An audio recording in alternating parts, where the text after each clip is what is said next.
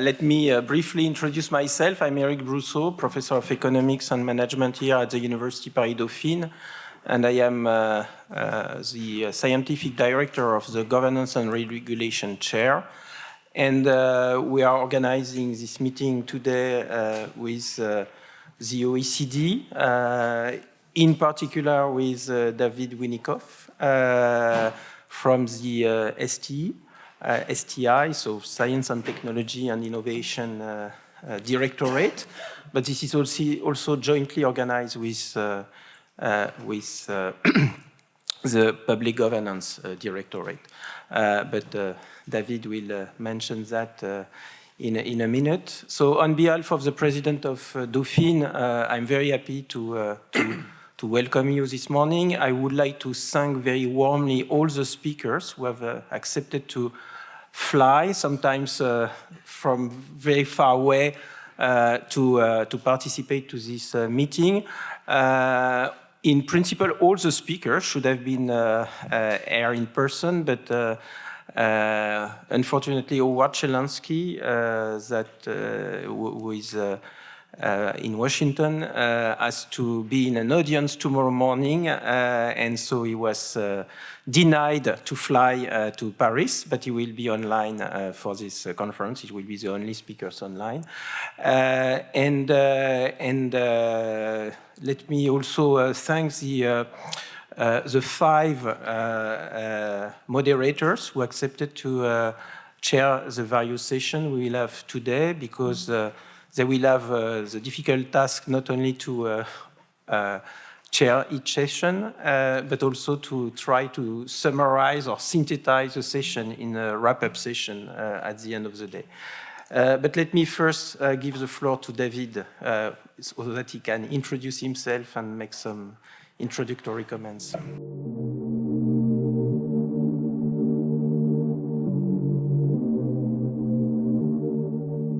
Thank you so much, Erik and Dauphine University, for this great collaboration, which in some ways has been going on for over a year. I'm David Winickoff, the head of the Responsible Innovation Unit at the OECD, and particularly lead on the Secretariat side of the Working Party for Bio, Nano, and Converging Technologies. This is a group that was created in 2015 and addresses really emerging tech policy issues from a range of perspectives: regulation, which we're exploring today, but also issues of innovation and governance. We really value this collaboration with Dauphine. It's really important for the OECD to engage the very cutting edge of academic work, even as we try to develop the best policy approaches necessary. And Dauphine, as a leader in this area of agile regulation and technology, is a great case in point. And we really look forward to this great day. We also value our collaboration with the Public Governance Directorate at the OECD and the Regulatory Policy Committee, which has been a really good collaboration for a number of years. First with Miguel Amaral, who's here, who will be moderating a session, and also Becky King, who will also be moderating a session today. Finally, the workshop really brings together the kind of regulatory community with the innovation science policy community. And it's born out of the idea that this relationship could be closer, that in fact they've been too siloed as distinct areas of policy, but they clearly come together quite a bit, but they're not well theorize, discuss these intersections, and that there are recurring issues at this intersection of innovation policy and regulatory policy. They're talked about in one-offs like AI regulation, but the fact is there are recurring issues, and that's what we'll be exploring. In that vein, the OECD has just created a new framework for anticipatory governance of emerging tech. That's linked in the program. And the idea is to bring that together with Erik's community around agile regulation. So finally, just a few thank yous to, of course, Erik and his team, Olga and others here at Dauphine. My team, Daniel Nadal and Doug Robinson, who work with me closely on these topics. Miguel, who I've already mentioned, and Becky, who I've mentioned, also really essential in developing this program. With that, I'll hand back to Erik. Yeah, I will try to be short, but I think it's important to start this type of conference by reminding everybody, even if it's obvious that innovation processes are quite unpredictable, and for a very good reason. On the supply side, the technology is designed by innovators and industrial firms in function of the limits of scientific and engineering knowledge, to address supposed needs by the demand. On the other side, the demand discover progressively the technology and adapt it first to its current practices before understanding how practices can be or must change. And so you have an ongoing process of design, adoption, redesign, selection, changing practices, and design adaptation. So this triggers many challenges for governance and regulation. You need a lot of capabilities for anticipation and foresight. You need observability, observation capabilities. The link to academia seems to be very important. And also you need agility. In terms of agility, there are important dimensions. So first, you need to develop permanent regulatory or policy assessment to understand the impact of alternative regulatory or policy practices. You need to understand that in any case, as an innovation process, you are in a trial and error process. So you have to combine soft law tools before and try soft law tools before getting to hard law. And also, it's very important to develop multi-stakeholders fora to co-design solution with, of course, precaution against risk of capture. And when it comes to regulation, you have, and I think this is a very important dimension, you have to disentangle what's going on when you are considering the fundamental advances in science as compared to the specific application in given context of any technology, any innovation. And it's a very important dimension when you start thinking about regulation, especially in the case of AI today, but in many other dimensions. So this is why we try to develop this program together with David and his team, and I let David introduce the conference today. Thanks, Erik. So we've designed panels to explore these dimensions that Erik laid out. We have first a session on forward-looking approaches for emerging tech governance. So this involves how different approaches for foresight or forward-looking technology assessment can enhance capabilities and capacities to govern well in technology. After a break, we have a session on informing more effective governance along the innovation journey and policy cycle. And this is really about the need to integrate more robustly the processes of policy development and innovation development, looking across how TRL levels intersect with different policy interventions. In the afternoon, or one more in the afternoon, we have specifically taking on the issue of convergence of technology, which is increasingly an important phenomenon and topic, and exploring the implications of technology convergence for governance and regulation. We look next at the role of ethics as an important discourse and resource for the governance of technology that engages but may not intersect with hard law kinds of approaches. And finally, looking specifically at all kinds of soft law to bridge business and government objectives on emerging tech. And then we will close and bring forth, hopefully, some of the learnings from the day. Erik? Yeah, well, just to remind or to explain the rule of the game today. So we'll have each session will be introduced by 4 speakers. We'll have each between 10, 12 minutes, depending on the arrangement with the chair. And then we'll open the floor to the discussion, first with the other speakers in the other sessions, and with the audience. So a microphone will be circulating, but if you are with the red chair, you have already a microphone, so you can use your microphone to ask questions.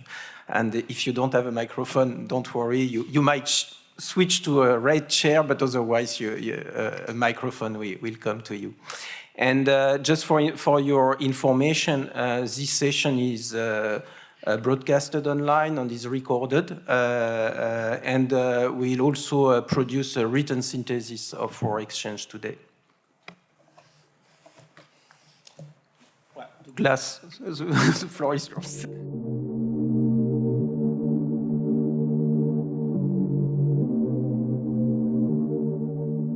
Well, I'd say thank you, but you gave the game away to my panelists where I tried to fool them and said 8 minutes. Now, see how they're smiling. So yes, I'm Doug Robinson. I'm from the OECD, part of David's team. Lead on strategic intelligence, and that's kind of foresight, technology assessment, impact assessment, RRI as well, and things like this. I'm going to share a couple of slides to open it. Can we pop them on? Do you have the little... Yes. I'm afraid it's... Okay. There we go. Perfect. These are about 3 slides just to set the scene, and then I'll introduce the panelists. So, yeah, forward-looking approaches to emerging technology governance. So, I'd just like to say I'm also, I have my habilitation from Paris Dauphine, so it feels like I'm coming home. So this is where the certificate to supervise PhDs. I have it from here, so it's nice to be back. Agile and responsible governance. Now, Erik already mentioned, we're looking at emerging and converging technologies which bring high uncertainty, complexity, they're speeding up, but also I'd like to add a level of controversy perhaps that we may want to add there, I realize, in orange maybe, to go with those. There's another one. Decision makers in government and other organizations are challenged to make choices in spite of these uncertainties and complexities. So you have this uncertainty, complexity, you have this speed. Is it a message of despair? No, we have to do something. So what can we do? What are the trade-offs we have to come to? Now, opening up the discussion. So how is evidence or intelligence produced about the future, about all these different things, about technologies and their potential impacts on society and on the economy? How are they mobilized to inform agile and responsible governance? Now, what is robust evidence anyway? What is trustworthy evidence? What is responsible production and responsible use of evidence? And what are the important best practices or design requirements, perhaps, for robust, trustworthy intelligence? Now, who in the audience knows responsible research and innovation? You familiar with the concept?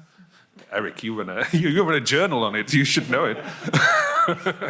Brilliant. So I'm going to use one framing of RI, or responsible innovation, just to kind of get the ball rolling. Now, responsible research and innovation a la UK, and many of you know who I'm going to be mentioning, have a number of requirements for responsible research and innovation, which I thought, why don't we turn this on evidence about technologies?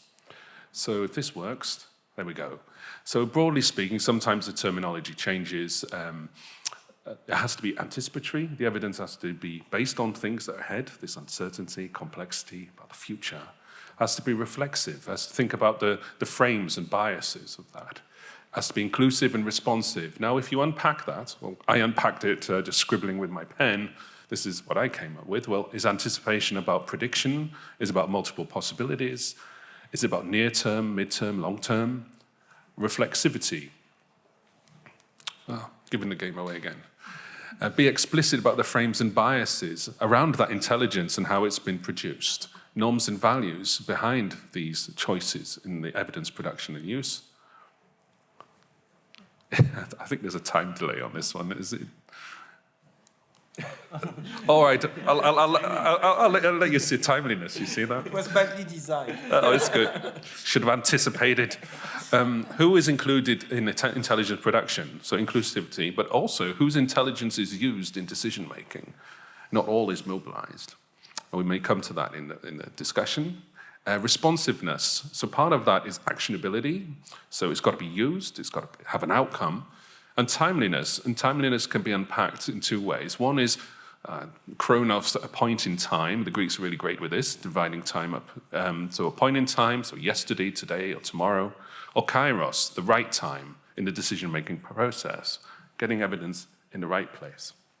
Now I'm going to leave it there. These were the thoughts that I shared with the panelists. They can take them or leave them. And what I'll do now is briefly introduce the panel, and I'll let you fill in the gaps. So Brice Laurent is from Mines Paris in France. You will be talking about some examples, I know, and one of the examples will actually drag you away at 10 o'clock, and you can explain why you're going to be running away.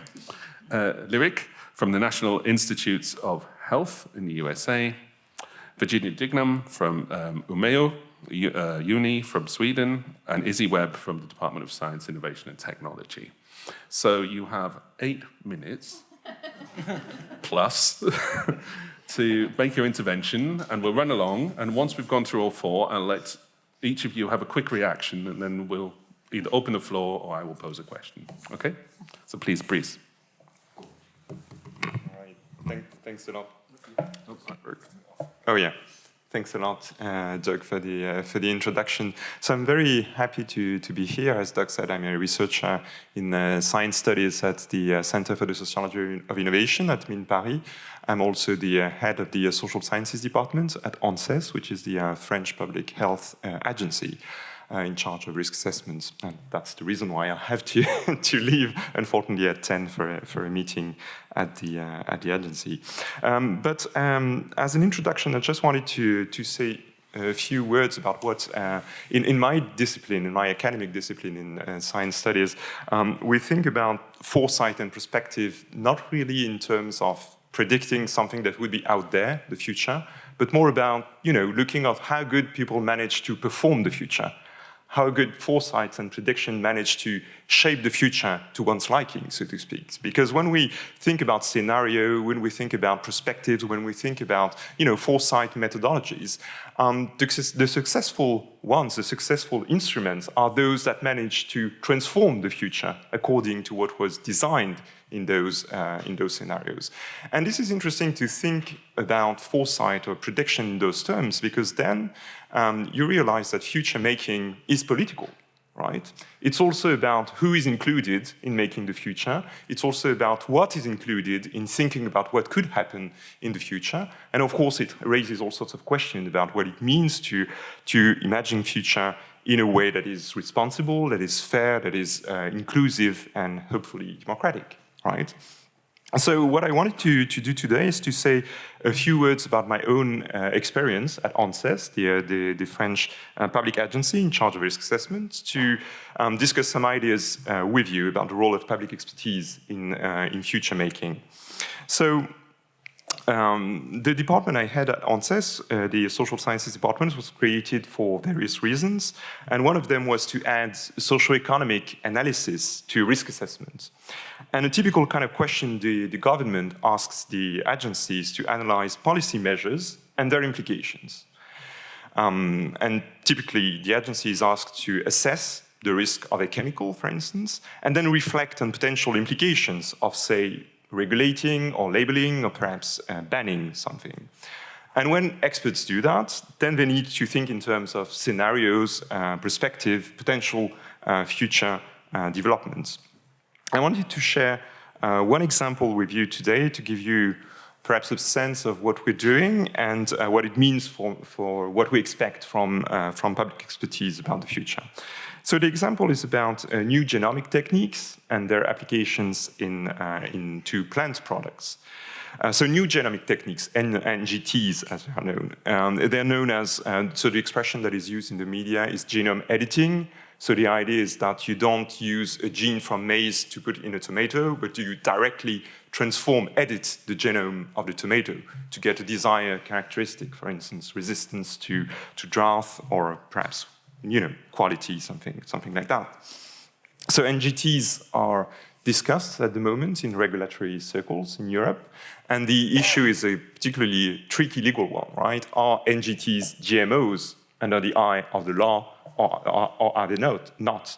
At the moment, the European Court of Justice says that NGTs are GMOs.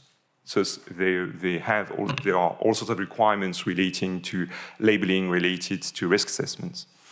And some people say that they shouldn't be. That to, for instance, free up innovation, they shouldn't be regulated as GMOs. So in that particular context, the agency, ANSES, was asked to work on two things. First thing was to look at whether adaptations should be made or could be made to the current regulatory requirements for NTGs. But it was also asked to document and analyze the socio-economic issues, implications associated with NGTs. So the eventual expertise report and the opinion of the agency was released in early 2024. It's public, so you can find it on the agency's website, and it has been translated into English. And I think this particular opinion is particularly interesting for our discussion today, because when you look at how it dealt with socio-economic issues, it dealt with that not in, for instance, predicting future economic values. It would have been extremely difficult to do that because, no data, these things are not on the market anymore, at least not in Europe. You can't really anticipate the size of the market, for instance. You can have indications, but not definitive answers. So it didn't do predictions of future benefits or future costs, but instead it discussed a series of issues, a series of problematic questions, a series of concerns as expressed from a variety of actors. And eventually the report presented how these issues played out in different regulatory scenarios. So I won't get into the details, I don't have time, but at the end of the day, you have an expertise report that says in scenario 1, we don't change anything. So this is what will be important for this or that actors. This is what will be problematic for this or that market. This is what will be discussed in what particular policy arenas. In scenario 2, we consider, for instance, that NGTs are not GMOs. And then you might expect some issues with the organic farming sectors, for instance. You might expect issues with traceabilities. You might expect issues related to who bears the costs of traceability if those NGTs are not considered GMOs, etc., etc. So I think this is interesting because in this particular case, this is a report. This is an expertise report, so it's risk assessment, it's supposed to be technical, it's not supposed to make policy decisions.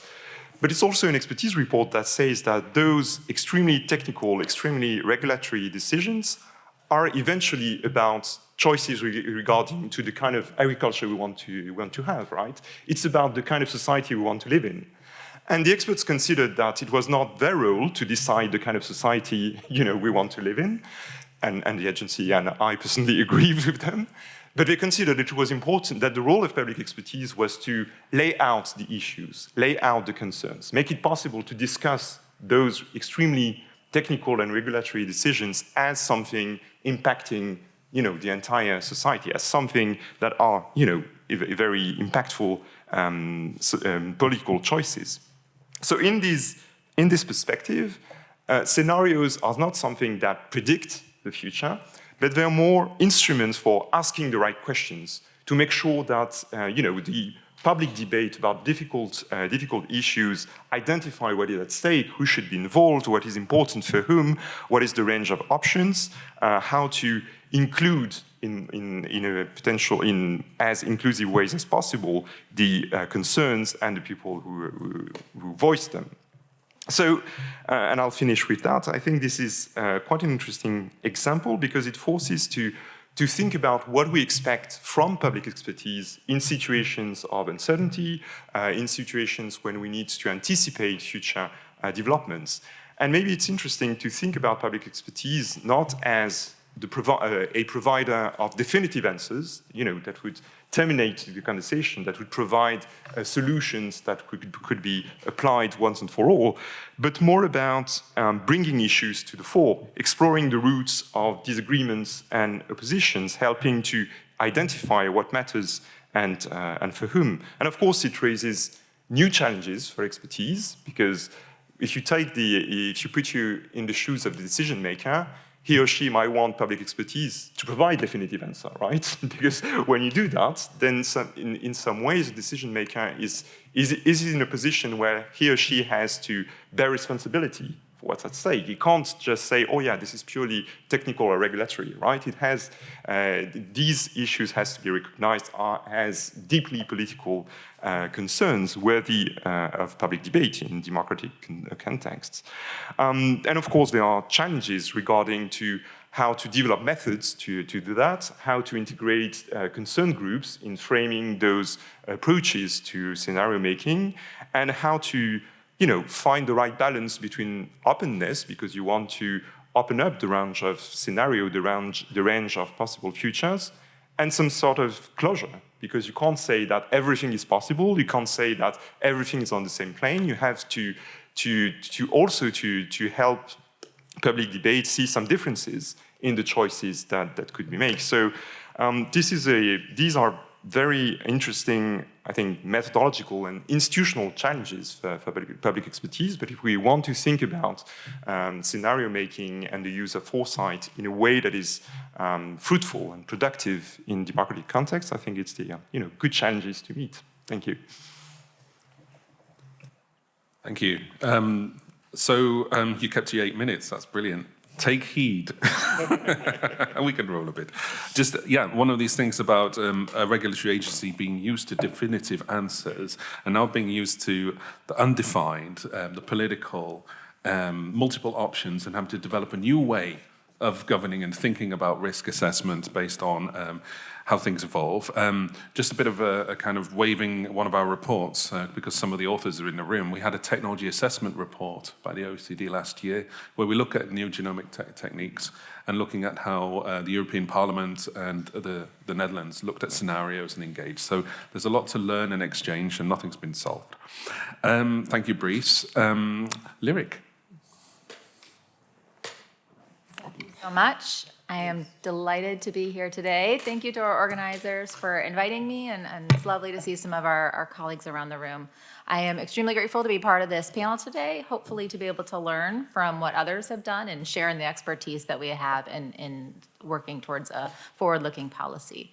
As mentioned, I'm from the National Institutes of Health. We are the world's largest public funder of biomedical research, which I am the director of the policy work there and participate a lot in the US government's policy work here. I wanted to start today to talk really about some practical case studies in my 12 minutes. I was misled about. I'll keep it shorter. Talking really about the practical application of some of these frameworks that we're talking about today and how this has really happened in my experience developing policy in the US government. I think we're all looking for that beautiful roadmap that gets us from point A to point B, but realistically, as we talked about, innovation is unpredictable and has lots of inputs and factors into how we come up with the policies and regulations to govern it. So in general, our approach has been to look as much as we can to scan the horizon. Our goals are always proactive policy making to put the rules of the road in place so that we get there safely, but also efficiently. Then, of course, once we scan the horizon and see what's coming down the pike, really looking at our existing policy landscape. New policies are always fun and exciting, but not always necessary. How do we allow the technology to flourish and not burden it with undue regulation. Once we assess that landscape, really figuring out what the promote and protect frameworks look like. And that's something I'd like to talk a little bit more about. As we're moving along, especially as a nascent technology, as we've heard about in the beginning, it really requires continuous monitoring and assessment along the way to see when it's actually mature. And definitions about technology maturation and readiness are always part of the conversation. So I want to start, we have 2 case studies just quickly to talk to hopefully prompt some food for thought for discussion later. Obviously, I think germane to a lot of our conversations are around artificial intelligence and computational models, which have really become more in the mainstream. Similar to gene editing techniques with the advent of CRISPR, AI is more and more increasingly in the hands of everyday practice.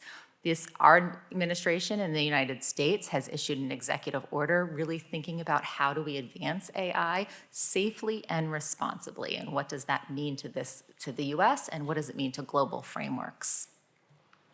So as I mentioned, we're looking on the horizon and the landscape, let's look at our AI policy landscape. Importantly, in looking at our landscape, thinking about we regulate not necessarily technologies, right? But we think about risk, benefit and risk, and most of our policies in the US are really thinking about that. So we already have a lot of policy that covers AI. While it might not specifically say AI in our policy framework, the risks and the approaches of what we're doing are built in. So thinking about how do we protect research participants, how do we protect our data and our management, our data sharing. Health information privacy is obviously something that's on the forefront. Intellectual property, this has been something that's obviously very important, thinking about proprietary interests in algorithms and more. And then of course, thinking about biosecurity and biosafety. So as mentioned, we do this whole horizon, the whole landscape assessment to figure out where do we have policies in place and then think about the gaps. And as we're thinking about gaps, we're talking about establishing these promote and protect frameworks. And again, what I'm thinking about here is step 1 is to make sure that technology flourishes, but we have to ensure that we're doing so safely and securely. So our first efforts are always really thinking about where are gaps in security and safety for not only the country, but for the global population at large. So alongside the AI work that we worked on is thinking about how can AI be used for good, but how can it also be used for bad? So thinking about dual use research and the ability for AI to actually help us think about nefarious agents and synthetic biology constructing new novel agents to harm populations. So one of the first things we did is develop a framework for nucleic acid synthesis screening, where we're working with the private sector. Again, the government, while we may fund research, we're not the only players in town. So working with the private sector, developing a framework for implementing a comprehensive, scalable, and verifiable procurement screening to make sure that we're mitigating the potential misuse of AI-enabled biotechnologies. So again, we work across the government to do this, and of course with our private sector as well, so that we have a comprehensive approach. Step 4, as I mentioned, is thinking about continuously monitoring and reassessing. AI is still being used in new and unpredictable ways, again, both for good and for potentially bad. So we don't want to necessarily stifle it, but we also don't want to have gaps. So what we also do and employ in the US government is working with experts around the country and around the globe to really help us think about what the future of regulation could look like. So right now we're working with our biosecurity board to help us develop a roadmap for how to work with in silico research, to allow our researchers to be able to work with in silico models such as computational and AI to develop new targets, or to identify new targets and develop new agents for things like curing cancer or other things that we're all hoping to do swiftly, but also mitigate the risk of developing them for dual use reasons. So thinking about what are risk mitigation strategies and how do we actually work with the communities to be able to publish those findings, again, thinking of transparency and trust, but also protecting against misuse. So again, this is a huge suite of opportunities, but talking again about where can we protect our investments, but also promote the research to flourish. And then finally, I wanted to talk about, for the last step, understanding technology maturation and readiness. And I'm moving into the different case study here regarding the COVID pandemic. So the COVID pandemic really has informed the way we're thinking about policy. All of us lived this and realized for the first time we developed a vaccine in under a year. From the day the SARS-CoV-2 virus was sequenced, it was in a clinical trial the next day, and a vaccine was delivered in under a year. And so you see my former boss getting his vaccine in under a year, which was a record achievement. This also earned the Nobel Prize. Scientific community cheering, we're all tremendously excited and could call it quits. Of course, we know that's not what happened. What we saw here, and again, I'm not going to walk into these data in detail, is that vaccine hesitancy was a real issue and a real challenge, and not just in the US, but around the globe. So the data here was really talking about assessing vaccine hesitancy before there was a vaccine, and then assessing vaccine hesitancy after there was a vaccine. And we actually saw that once we produced a vaccine, there was actually increases in vaccine hesitancy in South Africa, the US, Nigeria, and Russia.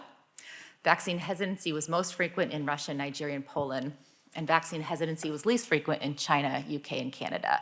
So it suggested there were some interesting patterns going on being able to deliver science and having that technology readiness at somebody's doorstep and the interest in adoption by society.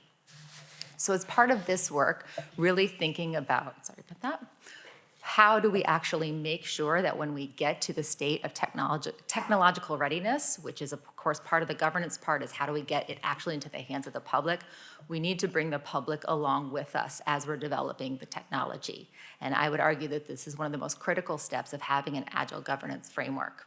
So as part of the work we did with the COVID vaccine is we really developed a program to get inside of communities, those really hit hardest by the pandemic, which were targeted underserved communities with racial and ethnic minority groups. And you can see we traveled around the country to really have conversations with those folks working in their churches, working in their communities to try to understand vaccine hesitancy and what would be the answers that would help build trust. We found that in the average of counties that we participated in with these efforts, we had a 6% increase in vaccine uptake than in other counties, suggesting that there were some real gains from this approach. And I'm paused. So just in closing thoughts and thinking through the various steps that we take to really look towards the future to build a governance framework that really promotes the research and promotes the technology to also protecting it, we've got to bring the public along the way. We cannot predict what the future looks like. We cannot predict what the technology looks like, but we have to bring the public with us so that once we get to the place of where it will be most impactful, the community is ready to have that public discourse. As Brice was mentioned, there's no definitive answer, but building trust involves transparency along the way. Trust is earned in drops and lost in buckets. So figuring out how to do this is absolutely key, and it's a model that we're approaching increasingly more in the US. Could you just press the button again, because then it's the microphone. Oh. So it turns out you have to one turns it on, the other one turns it off. That's how it works. We have to collaborate on this one. The moderator can't do anything with the technology. Yeah. Lyric, that was 8 minutes. Well done. Well done on that one. A few things. This whole idea of continuity and monitoring and assessment, you mentioned this in your opening about the new ways of following. Also understanding, opening up and exploring, bringing the public with you, not easy. I mean, in our online, talk online, you mentioned about reaching out to these different communities and having those trustworthy channels of communication back and forwards, very important. So please, Virginia.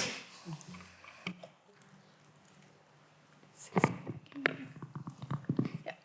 So governing AI and the whole issue of governance and innovation around AI is, of course, a highly discussed and highly contested type of innovation discussion, both at global level, but also in discussions in everyday organizations and everyday situations. One of the issues that always strikes me the most strange, or the most most strange, let's say, is that the discussion is never about innovation. It's about some kind of God-given right to use any technology in whatever way we want, without really innovating, but just utilization of technology. So when we talk about innovation in AI, we are very much talking about using the technology that it's there.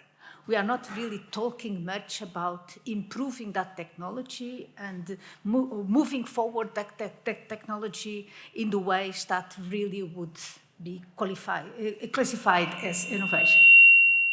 Whoops. Some AI system doesn't like my comments. But let's see where we are with AI and why is... so the idea is as well, of course, always that we need more, and that AI without more will not really work. We need more power, we need more data, we need more algorithms, we need bigger and bigger and bigger. This is a narrative that it has been going on for quite some time. At this moment, seems that, at least in the last couple of months even, the discussion is really turning around, and there is increasingly discussions about the all AI approach reaching a plateau, and the all Gen AI doesn't really working. But it has been, and it's still the situation in many of the discussions going on, especially in discussions around governance and around policy and regulation of AI. But what happens when we think about more is better? When we get more data, what we are doing is increasing the disturbance of this world image, which comes from the Internet Health Report. We are also placing this data in the hands, or 50% of that data, it's in the hands of 12 institutions only. One is here in Europe, one is in China, and 10 are in North America. So this is the more is bigger, or bigger is better in the data. Oh, okay, I need to use this somehow. Good, so more is better is what gets us in data. If we go to algorithms, we have learned to build algorithms that are some kind of logical regional system. The algorithms, basically, whatever the algorithm is, complex or simple, is about optimizing for a set of preferences. That's what an AI system does with more or less complexity. This is very different from the way we people behave, the way we people reason, the way we people take decisions. In mostly what we see is that AI systems are typically hard to understand the context in which they are making those optimizations. Moreover, what we see is that a lot of the principles and expectations that we have from AI systems, rationality, agency, autonomy, and so on, are much more aligned with global north expectations than those of the global majority. So in a sense, what we are trying to do is trying to solve it's not really working. There is some problem with the... yes, yeah. We are trying to solve very complex social problems with systems that are basically chess games in steroids, optimizing for a set of rules. Finally, in terms of the more is bigger in computation, what we are getting is an increasing competition between us and the systems for the use of resources that are, in many cases, limited. And we don't really know yet how to balance this competition. There are all kinds of strange proposals, including recently from a former CEO of Microsoft, which claimed in a big meeting that we lost the fight against climate, so the only thing now we can do is putting all our resources in AI, and then hope that AI is going to solve it for us. And these kind of things are spread like being truth. So one of the main important narratives which is hampering and is directing the issue of discussion of AI, of governance and regulation of AI, is the belief that it's been made to us, that AI happens to us. We cannot really do much about it. It's very complex. No one really understands it. It's a difficult thing. It happens to us. And like the weather, the only thing we can do is deal with the consequences. AI doesn't happen to us. AI is designed, is a technology, is a product of our choices and our implementations. The question is, of course, and one which regulation needs to address, is who is going to make these choices, how are these choices going to be made, and what kind of prioritizations need to be made on these choices. Like you said, AI doesn't exist in a vacuum. There are already a lot of regulation that refers to AI in one way or another. But what is important to realize is that regulating AI is not about trying to build a technology that solves it all for us, like a button in your thing which would, oops, now it went too quick.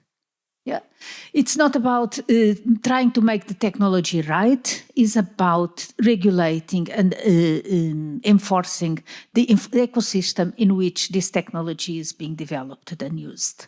We can say a lot about the governance and the discussions and so on, but to keep with 8 minutes, the thing to say is that we do need technology, not just because it is against, not because it will hamper innovation, but exactly because it will enforce and support innovation, but then the right type of innovation, not just using and applying the existing technology, but really forcing us to think about alternatives, to see what it is, and also then we can regulate in all the different handles and opportunities that are there, so we can not only regulate on the cars, but also on the brakes, on the seat belts, on the traffic rules, and so on. Regulation or governance is also much more than just legislation and talking about opportunities and the scope of regulation. We need to start looking at much more than just a discussion of legislation. And even in legislation, there are many possible alternatives that can and should be explored. But further than legislation, we need to look at standards. Standards are not just are not mandatory to follow, but to really support due diligence and the limit of liability by organizations, and moreover also support the integration between their service, their products, their innovations, their systems. More than standards, we also need to look at different processes, different organizational structures, different opportunities to design, to address the design process of technology. We need to look at ways to monitor and assess this technology. It's very easy to come with guidelines and principles that say AI should be fair or AI should be aligned with human rights. Great, we all can more or less accept that, but for a developer or an organization developing these systems, it's very, very hard to monitor or to assess or to verify that what they are doing is indeed aligned with human rights. What does it mean for a piece of code to be aligned with human rights, and how do I monitor and evaluate the operation of that piece of code, whether it is still aligned with human rights? That's an area in which we need to work much more, and where also innovation is needed. And finally, of course, this all needs to base on education and training. There are many concrete steps that can be done, which are alternatives, not alternatives, but complements and extensions to the whole regulation discussion, and doesn't really require regulation, just requires a desire and a commitment to do the right thing and decide what is the right thing. So what is responsibility with your own organization? And for that doesn't really require that there are laws in place and that there are legislation that is going to one way or another direct where you go. But finally, I think what is important Is coming? No, it's not coming. Cliffhanger. Wow. Now it was there. Yeah. So no, it's a very stochastic button, I think. Yes. Anyway, I just want to finish and to stay with the time that it's given to me. Responsibility as AI is not a choice. It's also not something which is about limiting innovation. It's exactly a stepping stone for innovation. We really need to move forward and move away from this idea that innovation is just using the technology as it is. Governance can exactly provide the directions in which to put your efforts in innovation, and without the governance in one way or another, we will not have the opportunities to build trust and to have continuous acceptance and innovation in the field. But also it will provide the opportunities for business differentiation, for a transformation in directions that are not only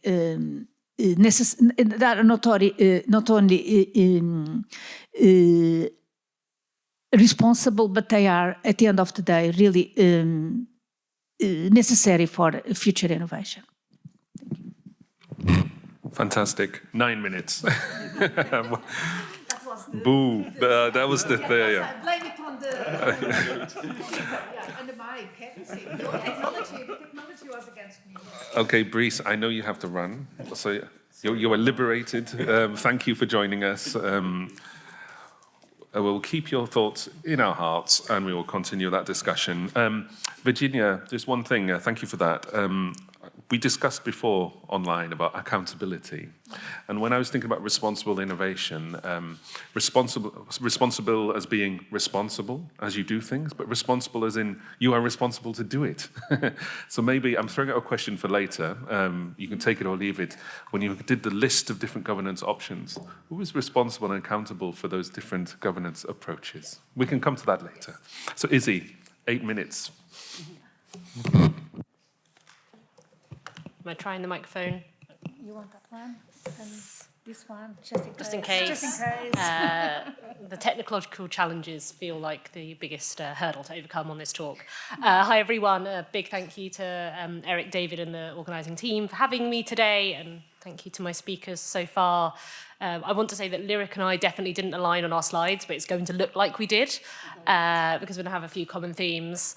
So I'm going to start off with a slide just to sort of really put my talk into the context around emerging technologies, with a selection of the technologies that my team look at, plus AI, because I don't think any talk on technology governance can work without AI, because it is such a pressing issue at the moment, as Virginia has helpfully set out, so I don't have to. All of these technologies are really exciting.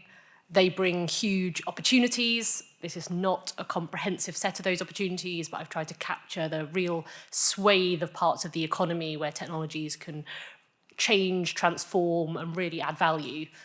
But all of those technologies also come with really significant risks, which will load if the button works. This is really, I shouldn't have had so many transitions in my slides. So you'll see at some point if it works. Oh, there we go. Again, not comprehensive list of those risks. And that's why governance is so important. We need to find ways to capitalise on those huge opportunities without making ourselves vulnerable to risks that aren't acceptable. And in the UK, we fully recognise this. Hopefully most of you recognise we had a change of government recently. One of the first things that government did, it was a commitment that they would do it when they campaigned, was to create a new unit for exactly this challenge. A new Regulatory Innovation Office that was set up. I've got a little description of what they claimed it will do, which I'm going to read out so I don't get it wrong, which will support regulators to update regulations, speed up approvals, and ensure different regulatory bodies work together smoothly. It will work to continuously inform the government of regulatory barriers to innovation, set priorities for regulators to align with broader ambitions, and support regulators in the capability they need to meet and grow the economy. So this is a very, very timely meeting, and I have a colleague Zoe with me today from that office, if you do have even more questions about it. But all to say, this is sort of an area the UK is really trying to step up and focus. And it's working as an office across 3 main pillars. So first is a pillar on knowledge, making sure that we actually understand our technologies, making sure that we can do what we need to do to enhance our understanding of technologies, but also understand how the regulatory landscape interacts with those technologies, provide a foundation for the sorts of strategic decisions we're going to need to make over time, and make sure that we can have the right sorts of metrics to understand as well. There'll be a strategic pillar, actually looking at our priorities, particularly our industrial priorities, and making sure we apply that knowledge to our regulatory system and deliver new activities and new regulatory changes, perhaps through legislation, to make sure that we can be as agile as possible in regulating technologies. And finally, capability, recognizing that our existing regulators probably aren't ready to deal with some of the technologies coming down their path. Regulators that have been working on a kind of specific sector of the economy for a very long time, suddenly facing an entirely new tech that's going to change the game that they weren't ready for. And how can we keep our regulators upskilled and horizon scanning along with us? It's a big challenge, and so the Regulatory Innovation Office has picked sort of a first 4 areas to focus on, which will give us a sort of set of pilots that we can use to iterate, develop our toolkit, and really think through how we can then have a much broader offer to the entire regulatory system. So those 4 are engineering biology. Those of you who I know in the audience will know this is a topic very close to my heart, so there'll definitely be quite a lot of themes of this coming through today. Drones and autonomous technologies, space, and AI and digital in the healthcare setting, where there's huge opportunity, but again, it's an area that we need to really make sure we get right. I'm going to start off by talking about how we get that intelligence. And I've got sort of 3 slides of a few different routes where we seek that intelligence. The first is just getting out and speaking to experts. We have a whole series of different expert groups that are run by my department for science, innovation and technology, as well as across government. And we really value them, these groups. So 4 examples here, 1 on semiconductors, 1 on responsible biological innovation, 1 on robotics, and 1 on quantum technologies. These groups meet extremely regularly, multiple times a year. Their agendas are often set by ministers, so it goes all the way up to the political level that these conversations take place. And they provide us with a really great sort of 2-way conversation. So it's not just a chance for us to sit and be talked at by the academics, but we actually bring policy challenges back to them and use them to consult and use them as a red team. We then have, we're very lucky in the UK that we have a Government Office for Science. So those who aren't aware, this is a office in the UK government whose only function is to make sure government has the scientific expertise it needs. And they are both self-tasking, so they will identify an area they think needs expertise, and you can also go and knock on their door and ask for help. And they are there to dock into the academic and industrial world and ask them interesting questions. And they do this through a series of different activities. So they have what they call rapid technology assessments. A new technology appears, and they will do a deep dive and provide us with the information. The example I've got here is digital twins. They've done one recently on metamaterials. They've done them on sort of different types of compute, novel semiconductors, including when something gets reported and we want to actually understand whether or not that technology is kind of as advanced as being reported in the media. They do research and analysis, looking at how trajectories of technology look. The example I've given here was on wireless and 6G. They've just launched a project called Engineering Biology Aspirations, where they're going to produce a series of essays on a sort of utopian future where engineering biology replaces every fossil fuel product in our houses. They did a really great series of reviews on regulation, which I would highly recommend looking at. They did it across, I think, 8 different types of sector of the economy. There's a life sciences report, manufacturing, even looking at regulating technologies in the creative industries. And then the one I've got at the bottom in blue isn't actually a Government Office for Science report. It's actually one from my team, but I wanted to highlight it, and it comes to what Lyric was talking about, and Virginia, about actually the public are a really important stakeholder when we're talking about regulating technologies. So this year we surveyed 3,000 people on their views on engineering biology to help inform how we approach it. It did include questions about regulation. Something like 95% of people did think we should regulate engineering biology. But very interestingly, the spectrum from extremely strongly think up to, I think this probably should be, really changes by age. So people over 65, something like 95% of them felt extremely strongly about it. But 16 to 25-year-olds, only 50% of them felt extremely strongly about it. So there's some really interesting kind of thoughts that you can pull out. But we need to keep talking to the public. We need to understand the biggest, it presented what we already knew, which is most of them don't even know what this technology is, and they couldn't answer the questions until we'd upskilled them first. So that capability piece is so much wider than just the regulatory and sort of innovator side. Finally, a bit of the jewel in the crown of the Regulatory Innovation Office is a group called the Regulatory Horizons Council. This is a group of appointed experts who do deep dives into how we might regulate future technologies. They make recommendations to the government as an expert group, and the UK government is beholden to respond to that council and decide and publicly state if it is going to accept their recommendations or not. I've put 5 examples from the last year or so, but there's some really nice, if you look back in time, examples of the work of the council genuinely impacting what we do as a government. So they did a report on genetically edited technologies a few years ago, which we've also heard about today, and that directly influenced how we legislated for genetic editing and precision breeding in the UK, which was put through legislation about 2 years ago. I'm very excited because there is an engineering biology report very, very due. So you'll be, again, seeing me talk about that one, I'm sure, soon. And then I wanted to give a couple of examples of moving into that strategy piece and how we actually put this in practice. Again, a common theme that you will have seen with Lyric's presentation, looking at the threat from new types of technology in the engineering and synthetic biology space, which is synthetic nucleic acids. And this really did bring together those different types of intelligence. So you'll see at the top 2 different rapid technology assessments where we were given a report about the emergence and the increased use of different nucleic acid and synthetic genetic technologies.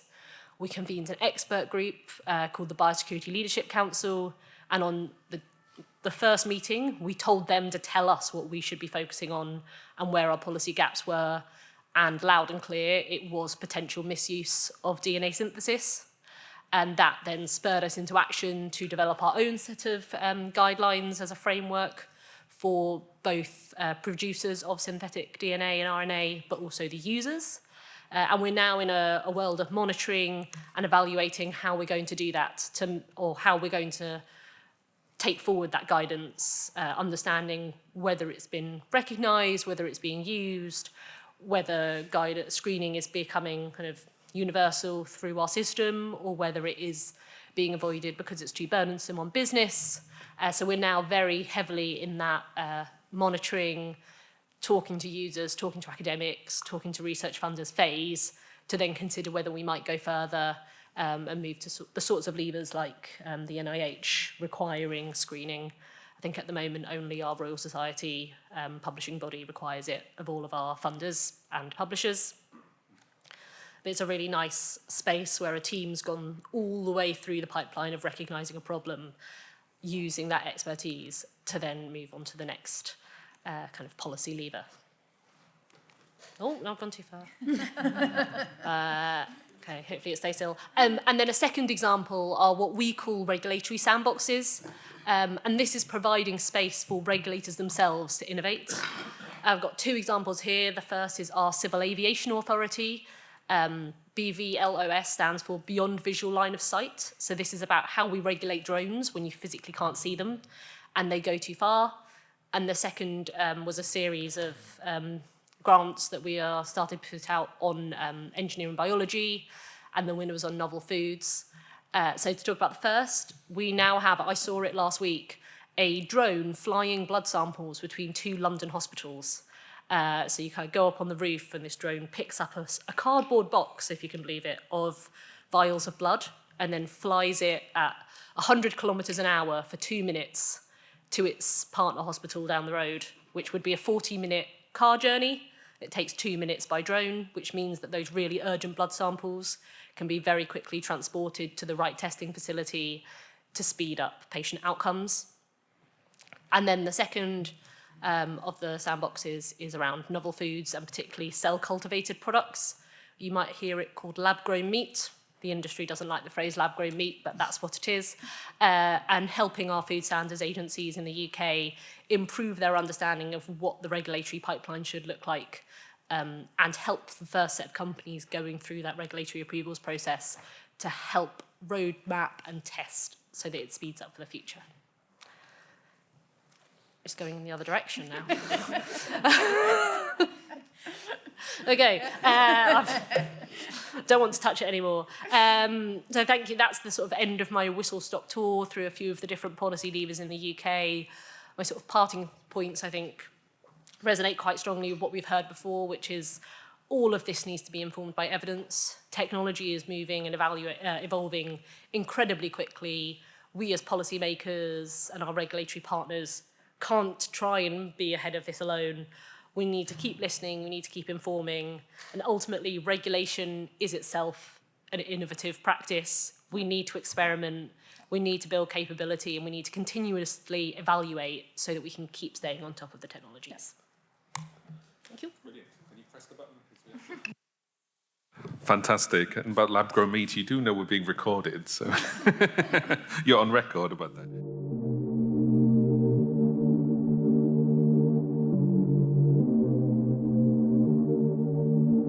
Think about questions. I'm going to open the floor very shortly, let it mull over. I'm going to also invite you for quick responses to each other's presentations. I'll just sum up a little bit. So we have discussion about evidence and agility, agile governance. So the way you have been bringing it up, these cannot be separated. Izzy, you mentioned relatively new different processes of gathering intelligence and mobilizing it. This increase in these kind of activities we see in other countries too. So certainly a kind of interest in tooling up for new types of evidence, for new types of governance. We've seen evidence as representation, evidence as being performative, evidence as political, and evidence in some cases inclusive and exclusive. And we've seen the management of uncertainty, so new capacities. So Izzy, you mentioned some capacities. Brice mentioned ANSES, how they're dealing with new types of knowledge and have to learn how to not have a definitive answer. Do you call it the RIO? You should call it the RIO, yeah. The Regulatory Innovation Office.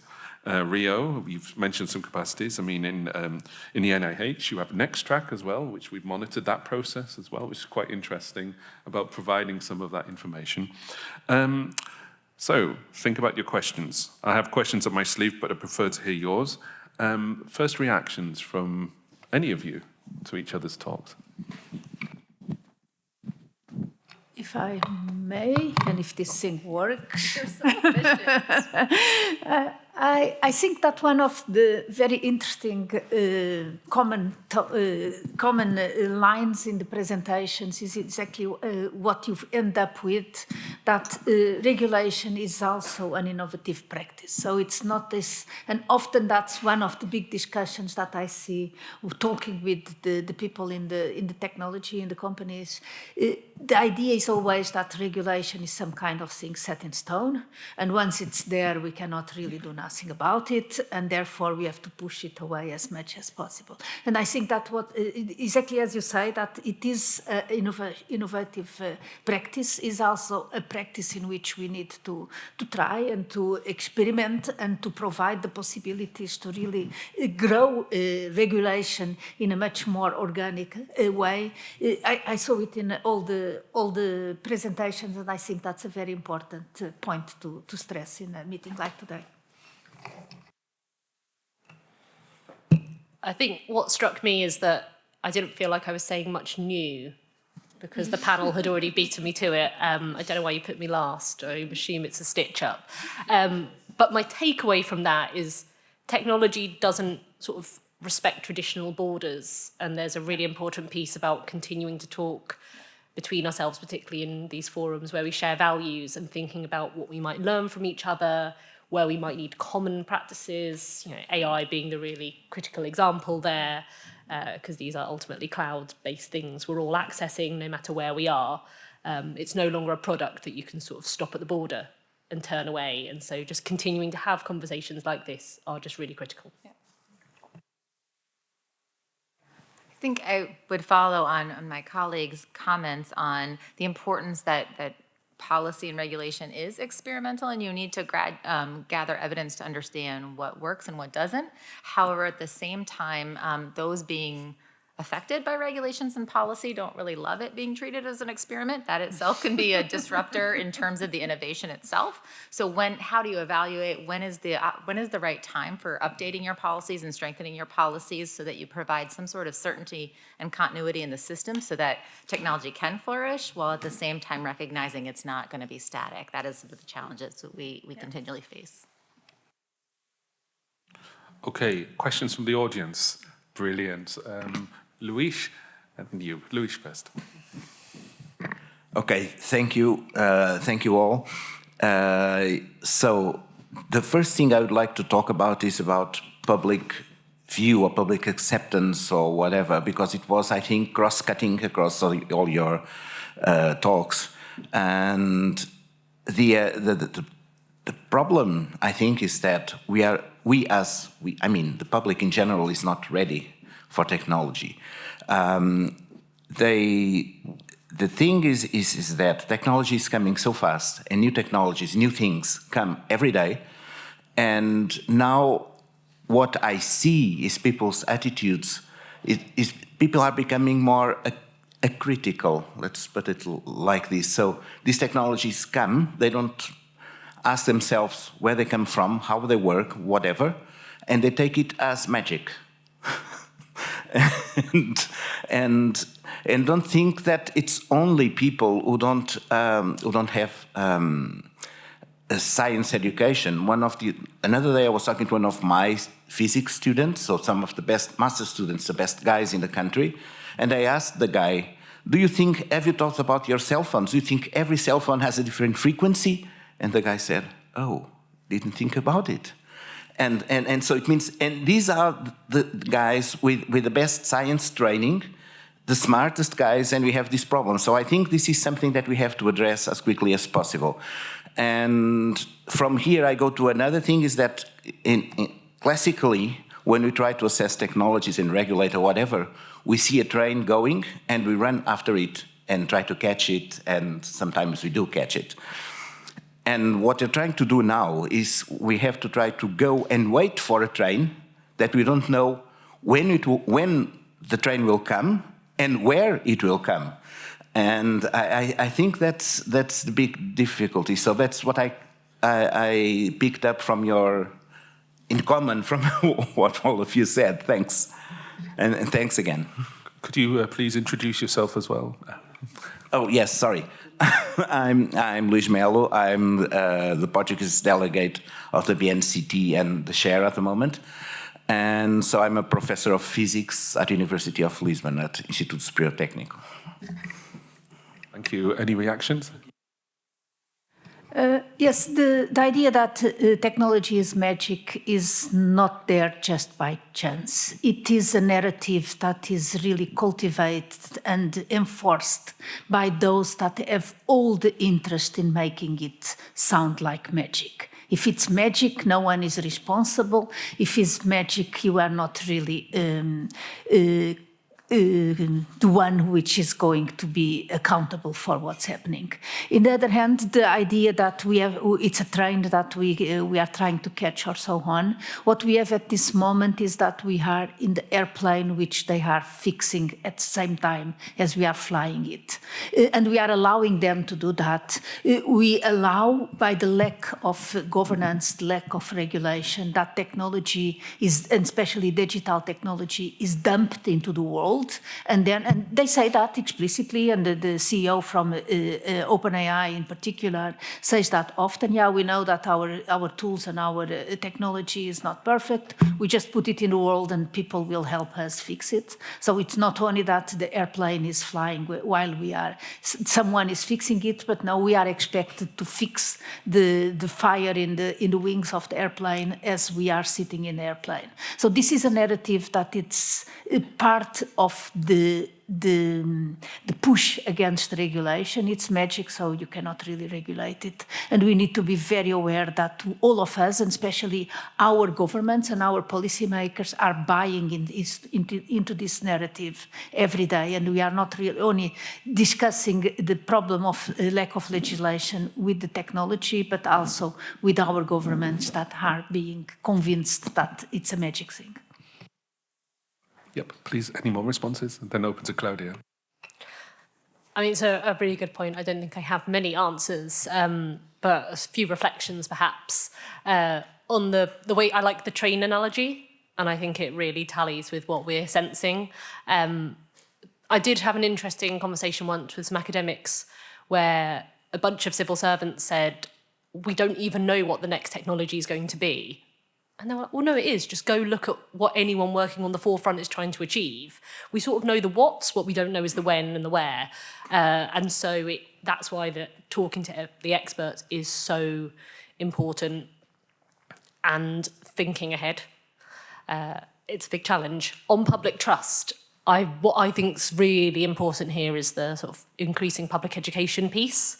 And I think also finding almost kind of entry-level parts of the economy where people will be a little bit more relaxed. You know, I have some running trousers with a smart material in them. That's really cool. And you don't mind buying fashion that might have something interesting in it because it's probably not going to be particularly impactful on your life, and you can throw the trousers away. That's a lot easier to sell than something that's a food or something that's in a building that people are worried it might collapse. We saw most people, but we have seen the stats, were quite happy to put a very, very quickly developed vaccine in their body when they could see what the counter effects were. And healthcare seems to be more accepted than others. And so I think finding those areas where people are more relaxed, infiltrating those, and then making people realise they already trusted it and didn't realise is, I think, a useful way to go. And I've forgotten my last point, so I will leave it there. Yeah, I just wanted to respond a little bit. It's nice to see you, Elise. But I wanted to push back a little bit that the community is not ready for technology. We spent some time touring the country in the US asking communities, really getting into communities and asking their thoughts about technology. They were really excited about it when people sat down and really had the conversations, which I think I would probably put it back on technology and scientists, that the process by which we do it is now moving so quickly that we're not as quite ready to figure out how to talk about that with communities so they're ready. You can't have conversations about every single technology. The risks and opportunities on your slides were amazing. So the conversations we've been trying to have is more about how do you want your data used? What would make things trustworthy? To think about the process of science and the process of technology innovation, to build that into our work so that then when those technologies come, they understand how that happened. And so that is something that we're working on. Again, that's though having a hub and spoke model where it's not scientists. Let's be honest, scientists can't do all things. And as we're building ethics into science and we're building other things into science, we need to build processes of engagement, community engagement, working with people where they are, right? Engaging YMCAs, engaging churches and others where those are conversations that happen just like whatever celebrities on the news cover, right? Understanding those kind of things, I think we need to make more of the norm. Before I hand over to Claudia, and I also ask you to introduce yourself when you ask your question. After the discussion of this question, I believe it will be the coffee break. But what I'd like you to do is, if you have questions, to raise your hand, and we take the question, announce it, and we go to the coffee break and talk about it. So Claudia, please go ahead. Claudia Werker, Delft University of Technology. I'm very happy to hear you say that regulation is an innovative exercise and also that it is trial and error, because that is usually not accepted in the general public. It's also not accepted in my own profession. I'm an economist by training, although I'm on the ethics panel for particular reasons. But I have actual questions for you, and those are about two things. First, they are about the speed of technology development. You were mentioning that. And I'm curious about how do you handle the fact that technology is in fact developing and also implementing much more quickly than you can regulate it. And we can see it currently with social media use of the youth, where we just accept it, and we can see at universities the decrease of the attention span of students entering now because of the social media use, and you can even put a date to it. If they grew up after 2012-14 with the smartphones, there is a huge difference between them and other students, and only now we are regulating that in some countries. So how do you deal with that? I mean, I see you with the expert panels and so on, but still the implementation is often already happening before you even consider regulating or know how to regulate.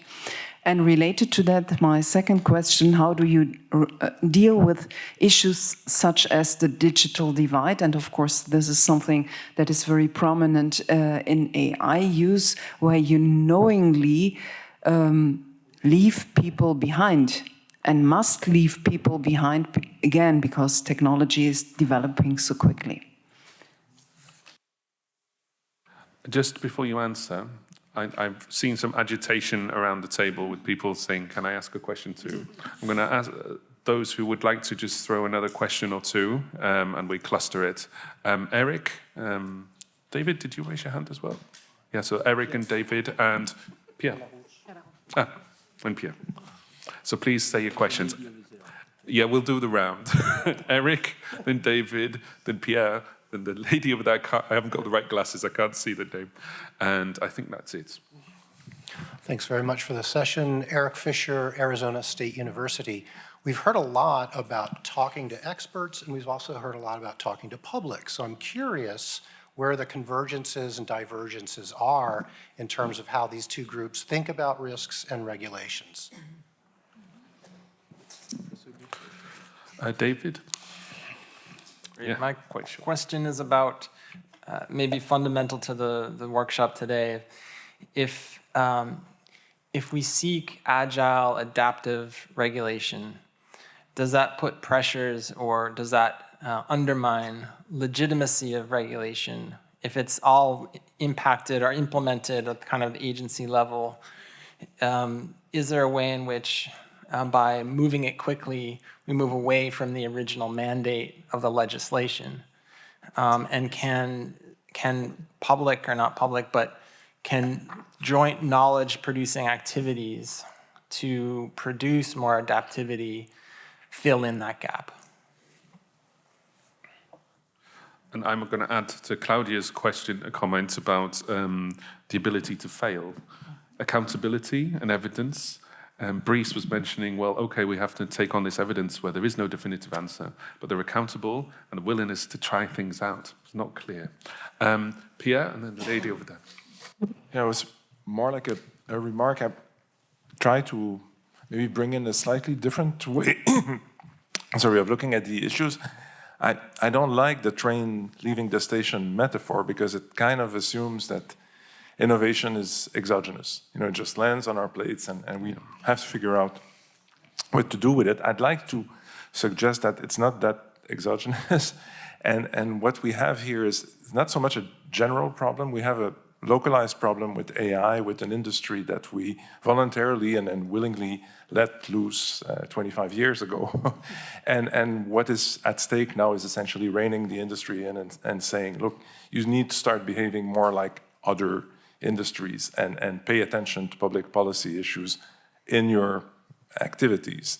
I think it's a different way of looking at things than what has been suggested. Could you please introduce yourself briefly? Sorry. Pierre Larouche, Université de Montréal.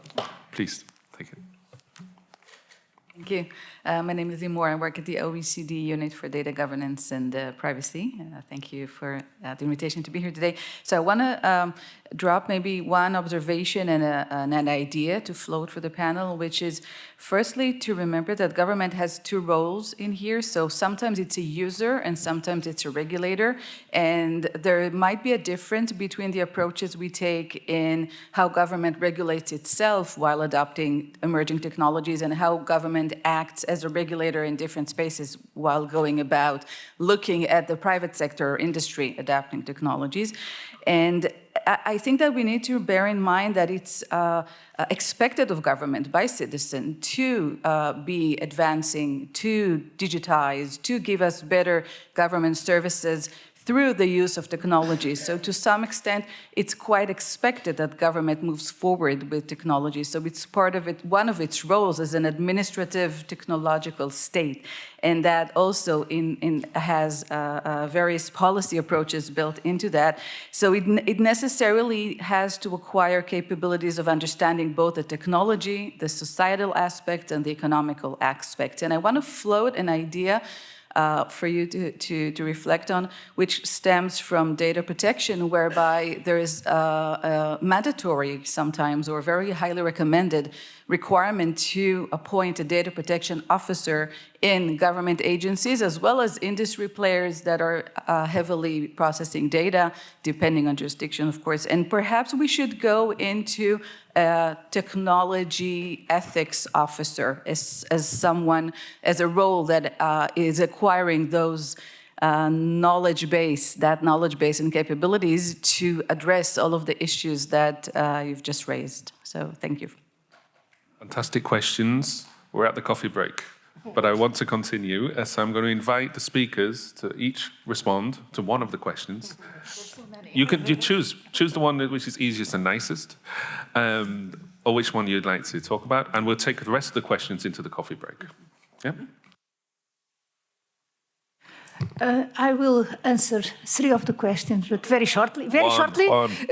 We are not late regulating. It's not about that we are too late. We are already trying to regulate. And that is quite different from what we have done in other times. So it's not just the idea of feeling ourselves that we are too late is one which we should really be losing ourselves. I mean, we should forget it. We are already regulating, and whether we start too late doesn't matter. What matters is where we are going, which moves to what David was saying. It's not just about legislating. We really need to approach regulation and governance from many different ways, and combining them, then we'll get that. And finally, on the issue of governments using technology, one thing which I find always kind of missing from the use, and I fully agree that governments and public agencies need to use technology, but they often forget what we used to call the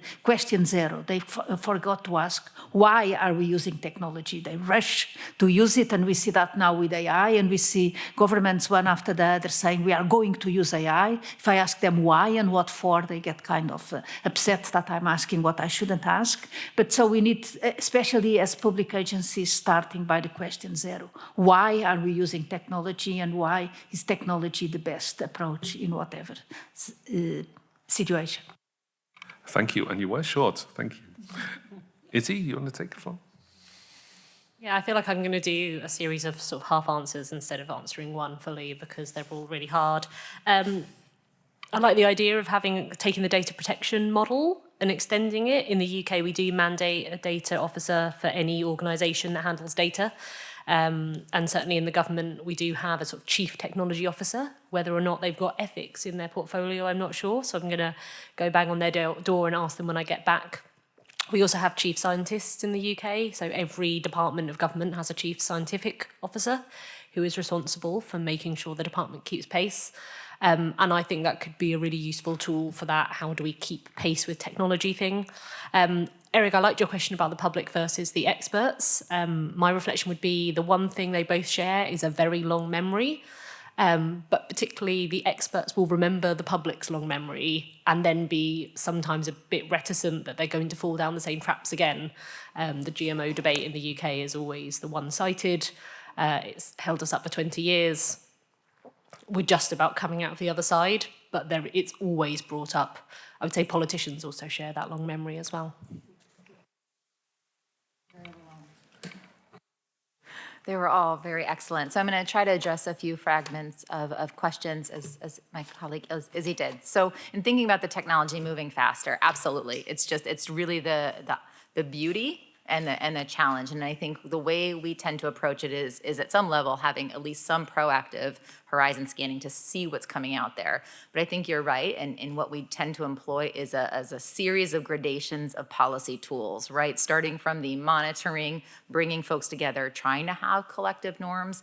In the US government, we tend to try not to put out standards as much as bring folks together to come to what those standards look like. And at some point in time, once the evidence is rich enough, then we try to pull it together into a harder regulation. Again, sometimes that means we are behind the 8 ball of where the technology will go. But again, this is this balance of promote and protect. And depending on the risk, the risk assessment, and I wish Brice was here, that may happen sooner than later.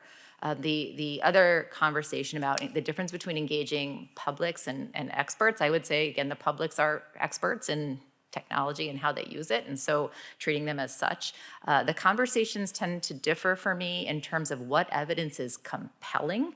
I think the consistency and the commonality, though, is what I would like to see more of is I think we talk to experts as I'm hearing from you what the technology and the science is to inform my policy, but we tend to walk into publics as convincing them to trust us. We're actually there as experts as well. Both are listening and understanding and being willing to take no and have conversations of mutual understandability. But the evidence that we share does have to be at some point in time different because it matters differentially.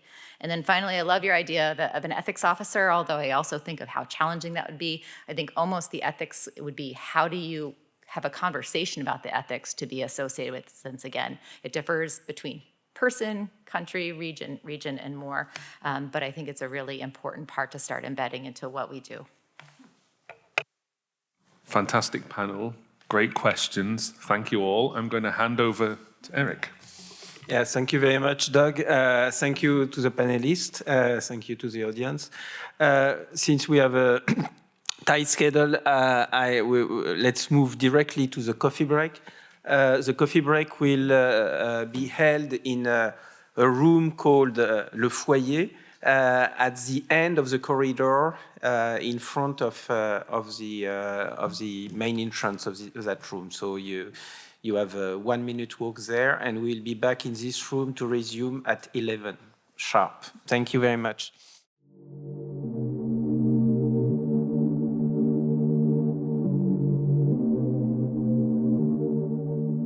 Okay, I think we should resume.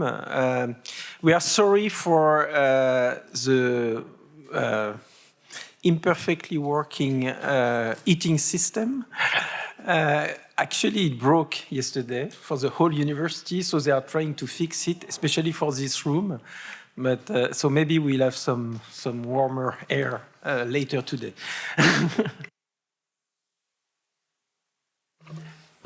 Well, thanks very much, and I'm thrilled to be moderating this session today. So I'm Miguel Amaral, I'm an executive director at EY, and I've been working a lot with David at the OECD formerly. I was in charge of the agenda on better regulation for innovation. I've been responsible for the development of the Agile recommendation, trying to help government design sound and agile approaches for the regulatory governance of innovation. So this panel will be focusing on how to bridge the gap between technological and policy developments to design more effective governance mechanisms. So And I really believe, and David can testify about it, that this is one of the critical gaps in technology governance, basically, bringing these two agendas together, but also bringing the two policy communities together. I mean, that's really something that needs to be done. There is a lot to be done there. And this is why I really find that, well, this framework is one of is a keystone for this agenda going forward. And I want really to congratulate David for such a good work in driving this agenda forward. So, well, this is obviously a difficult question. I mean, there is a lot of things that needs to happen, a lot of works going on everywhere on this question. So that's a difficult topic. But the good news is that we have with us 4 outstanding panelists that will be taking us through it over the next hour and a half. So I will turn to the first speaker, David, to kick off the panel. So please introduce yourself, and then you can present for 10 minutes, let's say. Okay, I think you've heard enough about me. I just want to point out that this is a joint piece of work with Becky King from Public Governance Directorate, who's here at the table, and will be moderating a session later, and Laura Kreiling, who is on maternity leave. And I also have to give credit to Miguel for some of the early gestation of this work. This work really builds on this framework for anticipatory governance of emerging technologies. This is a piece of work that was welcomed by the science and technology ministers of the OECD in April. And there are 5 pillars of this framework to guide governments and innovation actors around anticipatory governance. One is about discussion, about guiding values and proposing values, but also the importance of debate and discussion around values to ground governance in emerging tech. Second is, and importantly, is strategic intelligence, the range and portfolio of techniques and strategies to look forward to emerging technologies and to, whether it's foresight or technology assessment, horizon scanning. And it lays out a kind of stepwise consideration for how that might be done. Also, the third would be the stakeholder engagement, which is an attempt to talk not only about publics and public engagement at different stages of the innovation process, but also the private sector and bringing the private and public sector together. Agile regulation, which is obviously the kind of the pillar that we're drilling down into today, and also international cooperation. And I should say this was really a co-production of the whole team and our units at the OECD, including Doug and others. So this paper is an attempt to bring together the sort of innovation studies and regulatory studies. The idea is to discuss the need for, and really the leading idea is to argue for the need to analyze the innovation process with the policy process together and look at the different points of intersection that occur and that can be used as levers for some of this more upstream and anticipatory work. The paper is built around case studies of policymaking and practice, and then analysis of these case studies. One of the core, I guess, figures of the paper is this one, which I now see is, well, I admit, isn't completely self-explanatory. But basically has the technology readiness levels mapped on the bottom, and the fact that policy cycles kind of move through different TRL levels and can repeat and be recapitulated everything from defining objectives to assessing the approach, design, implementation, and so forth of the policy cycle can occur at these different early stages of innovation, as well as down to the level of regulation and ex post evaluation. The agile mechanisms are developed in a taxonomy that draw on the categories from the framework that are divided into strategic intelligence, regulatory experimentation, outcomes-based regulation, and non-binding approaches.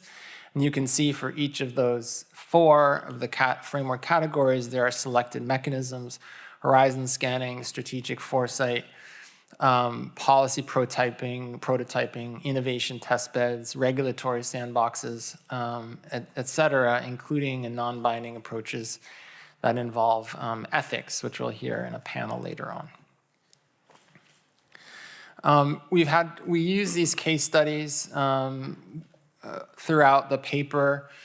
For instance, the EU's open innovation testbeds, which created economies of scale through shared testing and validation, and anticipated barriers, innovation barriers, as well as regulatory barriers. And the idea is you investigate through testbeds the system of regulation and innovation. So you're not looking at regulation as just popped into the side or at the end, but the idea is if you consider how we regulate through the course of innovation, one can achieve better outcomes in terms of efficiency, in terms of efficacy, in terms of achieving the values that you target. Another example is safety by design. An Australian e-safety commissioner championed standards in the execution of by design in a number of areas. And here's another example of more upstream kinds of approaches to governance of technology. This targets TRL 3 and 4, so fairly upstream, and basically recognizes that that governance and values come into the design phase of technology. This goes well with what Virginia was talking about earlier, about how with design comes choices. And regulation isn't just, and governance is not just an end of pipeline type of endeavor. And we also talk about market certification processes as important in an important tool in further feeding into design processes. So this is an example of the IEEE, which has a lot of important standards for technology. In the paper, we try to map the agile mechanisms with TRL in a kind of visual overview, just to sort of summarize some of the findings, and you can see how the different phases of innovation at different TRLs could implicate or should implicate different kinds of different mechanisms themselves. So from early stage to later stage. And we also include a mapping the policy cycle across these mechanisms as well. We end with 6 principles for greater agility in technology governance. The first 3 being iterate, learn continuously, and generate knowledge and data. Iteration, we define as to revisit and refine governance approaches as the innovation process develops. Learn continuously, which is related to iterate. But the idea is you aggregate knowledge as you go through these feedback loops, and you feed knowledge transfer into governance. And then third, you generate knowledge, actually. You systematically generate high-quality, communicable knowledge to align governance and technology design. So you're collecting, through these sandboxes, through these test beds, you're collecting data and learning through there. And We talk about a couple more case studies, geoengineering codes of conduct and their evolution, happening over time, developing broader multi-stakeholder processes. We talk about Malaysia's national sandbox, which generated new information to inform more effective and targeted regulations. And then the remaining three, first, embed governance in design and development. So this follows from our safety by design work or section, to actively support approaches that embed governance considerations throughout the innovation process. Now, one proviso about the by design approach. There may be a tendency to say, to see this as a technological fix. So I think that's the flip side of the by design, that you can just put a little piece of code that protects within the technology itself, and that will do the trick. And I think that what we know from the sociology of science and technology is, in fact, these are socio-technical systems that we're dealing with. Even if you embed certain kinds of mechanisms, that's not going in themselves to achieve necessarily the values that you seek to protect. We need to be thinking about these even by design technologies in their social context. Number 5 is to activate and support science and technology development communities. So the ones who are closest to some of the development of technology. We'll be hearing from Erik Fischer later, who's pioneered some ideas for how to do that. And co-creation, employ different engagement strategies to incorporate diverse perspectives. The stem cell research case is interesting. This was one that really developed with a professional community, which through meeting very regularly developed, this is the SSCR, developed codes of conduct that became sort of harder over time and have been fairly effective in governing this space. There are critiques of it, but I think as a mechanism or a modality or a roadmap, it's kind of an interesting case. I will stop there and look forward to the discussion later, and back to Miguel. No, thanks very much. It looks really. Is it published already? No, it's Almost published. Okay, ongoing. So I'm looking forward to it. I mean, this is definitely something we need to have more practical guidance on, how to put the framework and but also the recommendation into practice. So looking forward to read it. I'm now turning to Roland Ortt from the Erasmus University of Rotterdam. Yeah.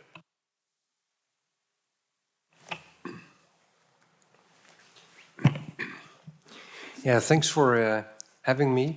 I initially felt a little bit of a strange species in this ecosystem because I do research on technology development and diffusion from a company perspective. And then while reading through the framework, I more and more felt, okay, I belong more to the group than I ever expected.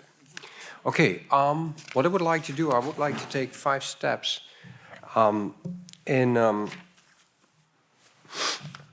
first of all, I would like to look at this journey, which is in fact referring to Van der Ven's work also, but I would like to interpret that in a specific way, the science technology market process. And then I would like, with the example of quantum technology, show how science to technology step and the technology to market step is a bit more erratic than we may think. And then what the implications are for strategy and policy. And of course, I would like to end with a few advices from my work that I would like to share with you. Well, if you say, okay, if you take a science technology market perspective, it's not as linear as it's there. It's very iterative and it's not one thing that develops, but I'll say more about that in a moment. But let's take quantum technology as an example. Now, maybe you all know about quantum technology, but my shortest definition would be it is a technology where you control and master atomic level phenomena in order to create functionalities on our level in which we live. So for example, if you manipulate the orbit of an electron to another orbit, then a frequency is emitted, and that frequency has a very specific number through which you can measure the time, and then you have a quantum technology. Now there's more, and that's maybe good to look at. First of all, if you look at quantum technologies, you see there's like three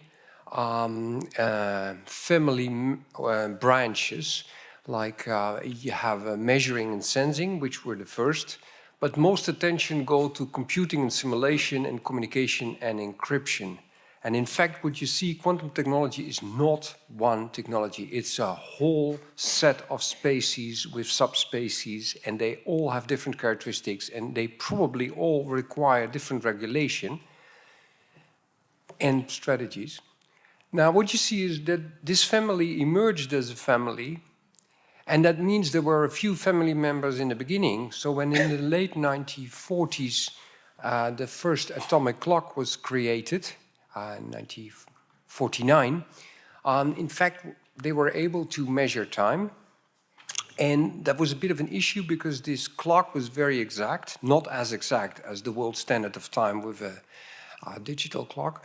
But it should be shielded from gravity and electromagnetic fields and sounds and so on to be exact because it was disturbed. And then somebody noticed, well, if it is disturbed so easily, we can also use it to measure the things that disturb it. And then all of a sudden, this whole field of quantum sensing technologies came to the fore. By the way, these are old family members. If you wish, you can buy a photon quantum sensor for 400 euros online. If you want to have a quantum clock, you can buy it for a few €100. So don't say that quantum technologies are new and exciting. There's very old family members. There's already mainstream. And that means quantum technology is not one thing when you have regulation and strategies. Now, if you take the technology to market step, let's say from this family branch, we take one single small step. So we go multi-level and dive one level deeper into one short episode where we look at one specific sub-technology. What you see is that in science, we say that then you have the innovation diffusion paradigm where you say, okay, you have an invention where the principle of the technology is demonstrated. And then if you have a careful well-managed project, you can make something that will diffuse gradually initially, but then will go. Well, I explored 130 different breakthrough technologies, and what I found was something completely different. What I found is that between invention, so the first demonstration of a principle, and the first introduction, there's not just a project. There's like a decade or more, sometimes a century, where there's many projects, they fail. There's maybe a decade of silence, nothing happens. Then there's multiple projects in parallel. It's a chaos, and there's a huge variation. And even for the most successful technologies in the 20th century, most of them, 80%, they don't start diffusing gradually on a large scale. They start diffusing erratically, first in small niche applications for specific segments.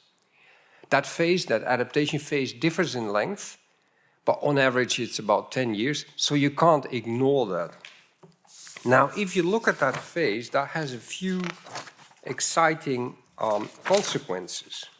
First of all, let's assess that what companies, institutions, but maybe I, as part of the scientist, should be blamed for is that we underestimate those initial stages, those initial phases. And if we underestimate then, we sort of produce, by doing our work badly, we produce the hype cycle disappointment as a result of that. So the hype cycle is something we created by irrealistic models. The niche applications are very important. And that's, in fact, what I do most work on. Now, what is the consequence of this is agility is required, both on the level from technology to market and from the step from science to technology and technology to market. By the way, speeding up, well, if you look at AI, we have been very slow with AI. In 1948 it was coined, the work started, and then all of a sudden in a few years ago we were surprised by the speed of large-scale diffusion. Yes, that may be, but the initial phases we were unbelievably slow. So what is quick and what is slow? Some stages are very slow, even. And another thing is that if you have this erratic phase, it's very difficult to be responsible in an erratic situation. Because all of our legal institutions, they focus on large-scale diffusion, and there's no money available to look at all of those small segments and initiatives. There's another thing related to the next session. There will be a session about convergence. I give a picture about dispersion. So there seems to be a paradox between convergence and dispersion. It's a paradox, because the convergence is about interlinkages between technologies. The dispersion is that if you have interlinkages, you can have even more technologies. That's the paradox. Okay, if you now look at the consequences of the difference between these two models, you can say that company strategies, you completely change the expectations, the goals, and the performance metrics depending on the model that you have in mind. If you think of a project as the organization and success is diffusion, you aim for a mainstream market on the left side. If you would do that while the right side is happening, you would be disappointed halfway and abort your activities. This is what all companies do. They abort their activities. What you should do, you should aim for experimenting, building up knowledge, starting a niche market, and have realistic expectations and performance metrics, which are different. And the same is true for policies. It's already mentioned by all the other speakers in a way, so I do match and do align with them. That brings me to the advice. Well, first of all, before I would go into these advices, actually the zero advice would be that we should share a realistic perspective on how technology is developed and diffusing. If we don't have that, we can be agile, but we are agile in the wrong direction. We play the wrong game. We are playing football with a hockey stick or whatever metaphor you would like to have. So we should have a realistic perspective on how technology develops and diffuses on multiple levels of analysis. We should describe carefully what happens. Then you can start explaining what happens, and you need a system perspective for that. And the system perspective means that what I showed is an evolutionary perspective, but it's still an unbelievable simplification. What I would like to create and share what I have is what is needed for the start of large-scale diffusion. We know that by now. What are the conditions where you can expect that? And what is then, if those conditions, if we know them, can we use them as a basis for strategy formation? Not just say, you need niche strategies. If I tell my friends in industry, you need a niche strategy, they laugh and say, yeah, what type of? And that should be a basis for policies and institutional intervention. So we need a system perspective, a map that both companies and governments can navigate on. Because if we look at different maps, well, definitely we're not going to align. One thing I would like to share is that disruptions. I thought, working on quantum technology, that there were a few disruptions. And then all of a sudden we found out there are hundreds of them on the way. We were taken by surprise by the new global political situation, which meant that the Russian colleagues that are so nice and so good had to be removed from the team all of a sudden. Then all of a sudden the EU changed its perspective and we had to discard the 100 million funding from Microsoft. So global political and big tech influences that took us by surprise. But if you study them, these were not sudden events, but were ongoing for decades, but we simply didn't see them. So we would like to have an instrument to see more of those, because it's not sudden things, it's things that you suddenly see. And by the way, our scientists are so much building up on raising the children they love, their technology. But if we want to obtain goals and missions, we should have projects that look at multiple alternative technologies that as competition or as complement do together solve an issue, and we should navigate among that. Thank you. Thanks very much, highly interesting, and definitely you're fully aligned with the work that has been done at the OECD on the framework and the recommendation. And I very much like this, what you've been describing as regard, the move from technology to science to technology or technology to market. I mean, this is not a linear process at all. I mean, this is highly complex, sometimes iterative, sometimes a bit erratic. So, and I think there's definitely a need to get a precise understanding of what's going on there, which might well be specific to the technological developments to be able to apply this kind of framework and recommendation in a good way. So, but hopefully you'll have the opportunities to deep dive a bit on this with the OECD colleagues to help them shape going forward the upcoming practical guidance. On that, I'm pleased to turn to Mar from the OECD for another 10 minutes. Thanks. Thank you so much for the invitation. And today what I would like to share with you is what we have been doing in my directorate. So I come from the OECD Director on Environment, and I work on a small division that we mainly deal with chemical safety. So, so we're not economists. We don't deal with very big areas of information. We have a very pragmatic need. And so what I would like to share with you is how we have been dealing with this over the past years. So basically our day-to-day work is really to develop harmonized instruments for the safety assessment of chemicals, so nanomaterials, advanced materials, etc. So we work a lot with agencies responsible for the safety, responsible for occupational safety, for human health, for environmental safety, etc. And these are our clients, and we develop very specific documents such as task guidelines, which are legally binding, and different guidance documents to help them to respond to regulatory needs. So already I'm hinting you that we need already to have a regulatory need in order to trigger the work that we do in our division. We don't deal with society, we don't deal with ethics, we mainly discuss with policymaker, industry, researchers that together we try to reach some consensus. And for the past almost, 18 years, we have been working on manufactured nanomaterials to try to integrate them with chemicals. And more recently means already like 7 years.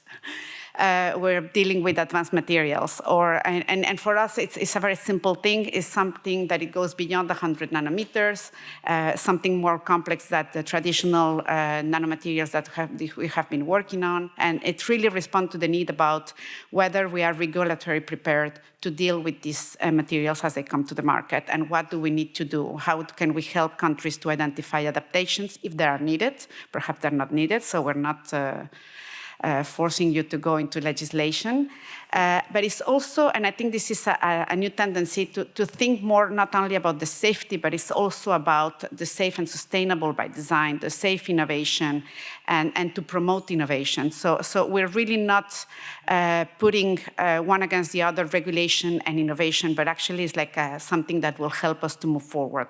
And the same goes for standards. We develop standards because then we have data that is going to be trustable, that is going to be transferable, and is going to make us easier the path to go to the market. So we're not that bad guys, but we still try to protect human health and the environment. So with the work on advanced materials, the problem that we had is that we saw that it takes us ages to develop these standards, because for that we need the research to be mature enough so it can be brought to us, and then we can start discussing, and then we have to validate. And so by the time that we have a standard, it can go between, depending on the maturity of the science, between 3 and 10 years. And we don't have that luxury when it comes with new emerging materials, and now knowing that there is a plethora of possibilities. If you see nanocarriers or graphenes, you have so many different varieties, and we don't have the luxury of time to deal with that. So we start very concerned about this, and we start thinking about how can we envisage a new different way of working in parallel to the regular work that we do.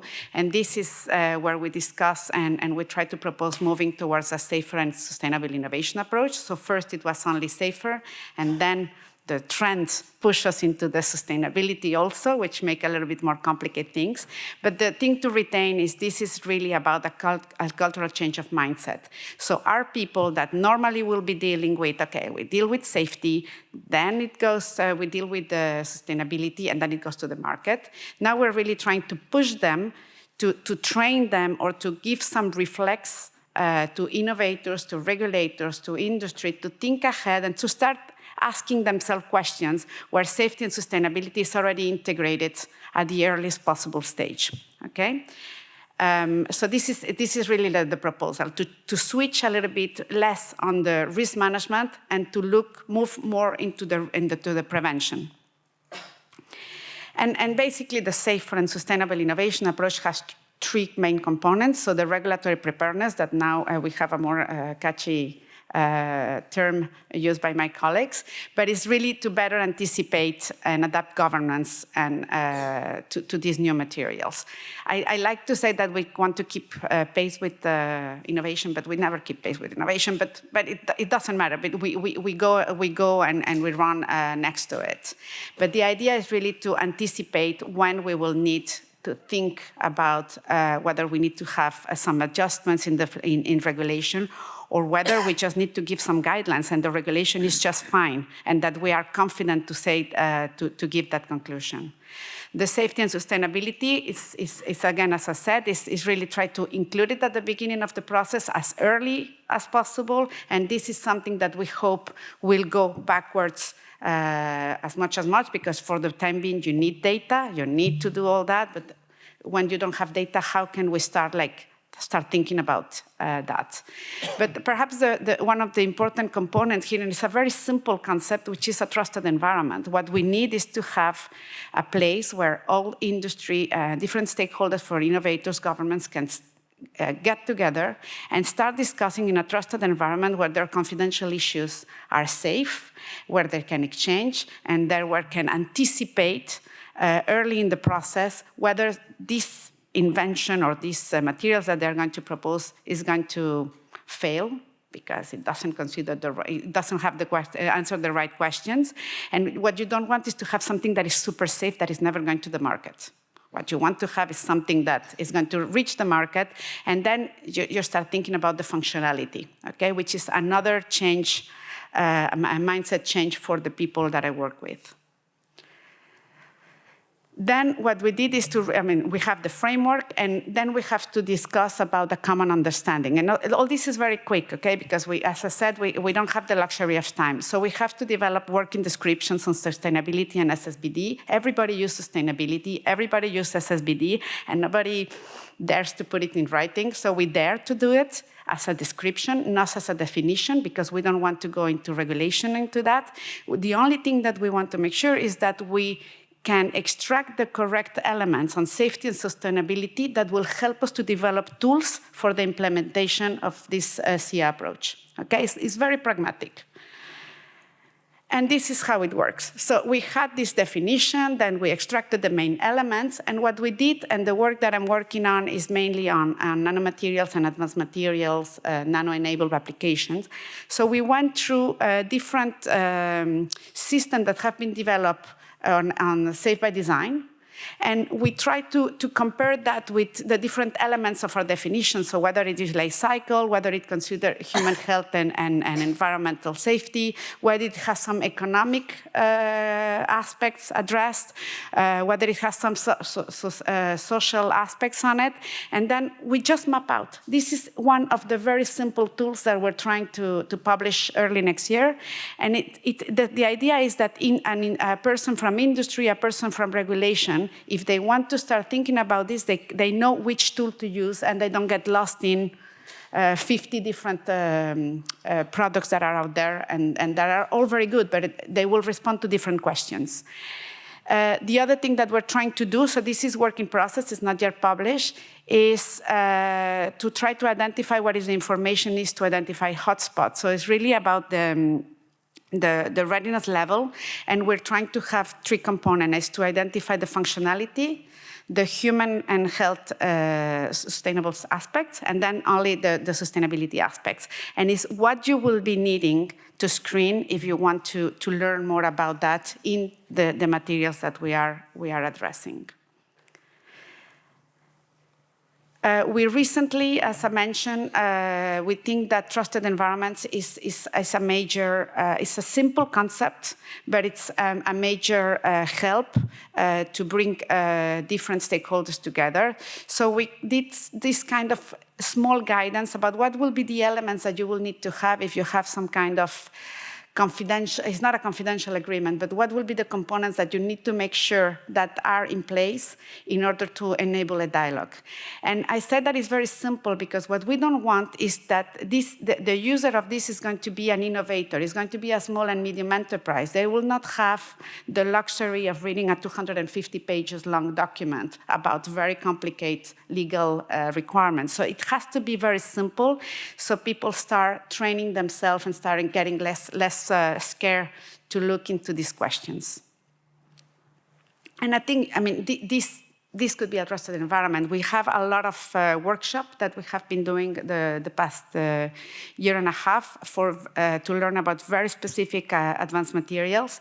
And we exchange unpublished data, we exchange hurdles that the industry is having with their materials, and that has helped us to refine our different models. And I think that's actually a trusted environment. And then on the sense that is a very pragmatic thing for our regulator is, okay, we have new advanced materials coming into the market. How do I know when I will have to pay a little bit more attention? When do I will have to develop a new test guidelines, whether I need a test method or whether I need to review legislation. So we developed this early awareness and action system for advanced materials, which is basically an anticipatory risk governance tool. And it's very simple, very simple if you know about the topic. So basically you gather people, your experts that knows on the specific advanced materials, and it's just a screening, a set of questions on human health, hazard, shape, size, etc. But it also has some sustainability question based on the safer and sustainable innovation approach that I showed before. And at the end, you answer this, and you have this graphical summary. And the graphical summary will tell you some warnings, some areas where you might need to get more data, where you might need to get more discussion, and the other areas where you can just we know sufficient information, we know from experience from very similar materials that there's not an issue, and then you can move on, okay? So it's the idea is really to help regulators to anticipate. But for that early, again, I say, is when you already have sufficient data, so you already have the knowledge, okay? And okay, this is my traumatizer. I need very big font because I can't read anything. So I apologize for that. But I think I'm not going to read it all. It's going to be made available. But I think what we have, in our work, what we have to do is to move ahead and avoid paralysis by analysis. We don't have the luxury of all the data. It takes ages to have data, but we still have a lot of knowledge that has been developed over the years and where we can extrapolate a lot of information.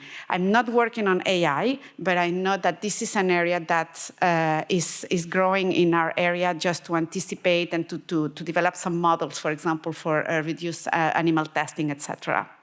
It needs to be multidisciplinary. This is perhaps one of the challenges that we have and where we are trying to move ahead. We come from a safety community, even in industry, and now we're really looking and learning from people that are more knowledgeable on sustainability.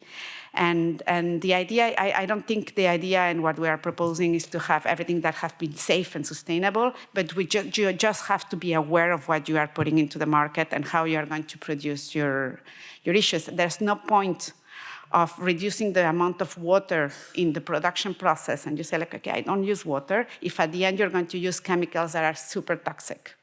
So you have to understand what are the trade-offs, and that's what we're trying to do with our work, is simply to increase this kind of awareness for the time being.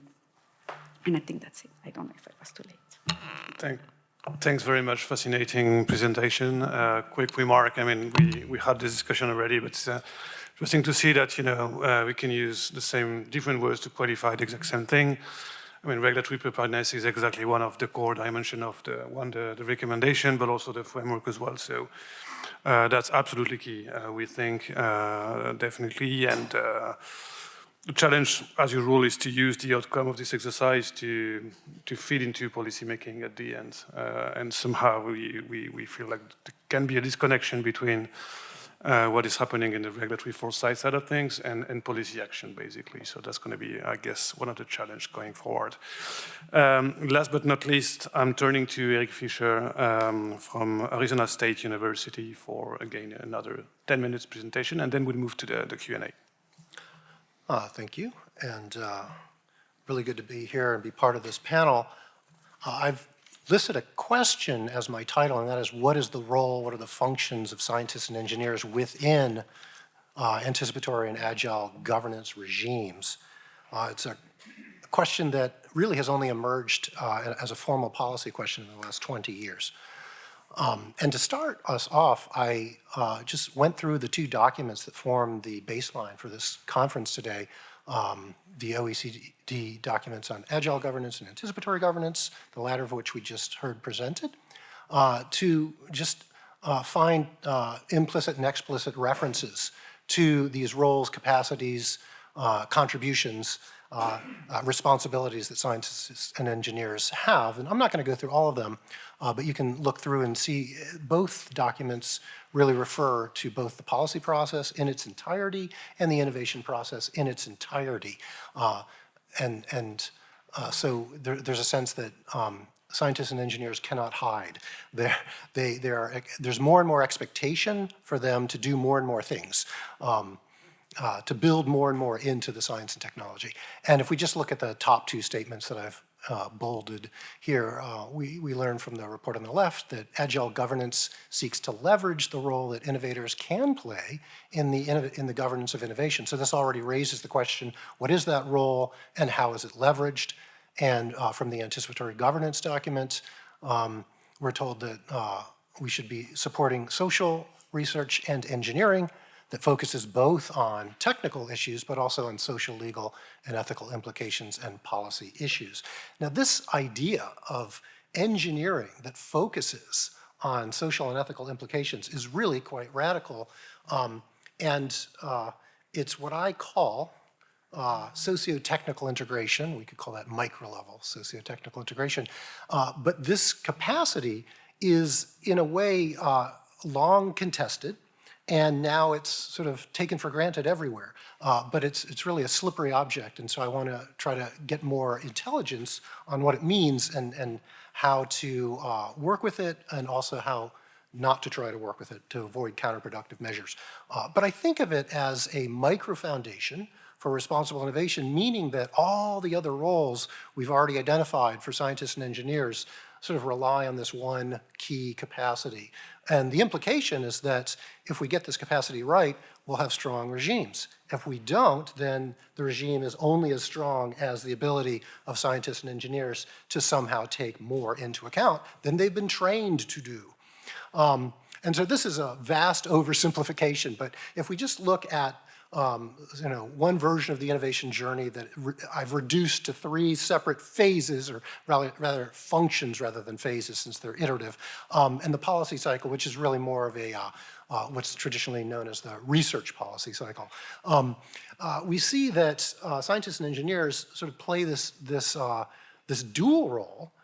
In performing R&D, they're both advancing private wealth generation that has been strategically identified prior to its commercialization, and public interests that has been authorized by policymakers in order to be disseminated and adopted widely. And so they have this dual role. And we can think of R&D and the work of scientists and engineers as sort of midstream between these two cycles. But what we know from science policy studies is that the implementation phase of science policy is really, really difficult to engage, and that's because of the inevitable and unavoidable discretion that agents who have been delegated responsibility have in the policy cycle. It is notoriously difficult not just to control, but even to monitor the work of what Michael Lipsky he calls street-level bureaucrats, whether they're police officers, judges, civil servants, or experts. We rely on them to implement public policy and private policy, but we can't really control them. And so the need to monitor, right, monitoring is really important in agile governance, and yet it's incredibly difficult. I just sort of want to point to this dual role that scientists and engineers have as both policy agents and strategic innovation agents in the countless myriad individual choices that they make that are underdetermined, tacit, and regarded as not very important by themselves and many of us. These aggregate over time in such a way that we can say that scientists and engineers, they don't just develop technological trajectories, they shape their direction and pace. And they don't just implement public policy, they shape their outcomes. I call this lab-level bureaucracy, and the question, of course, is how to engage with and govern this idea of R&D discretion.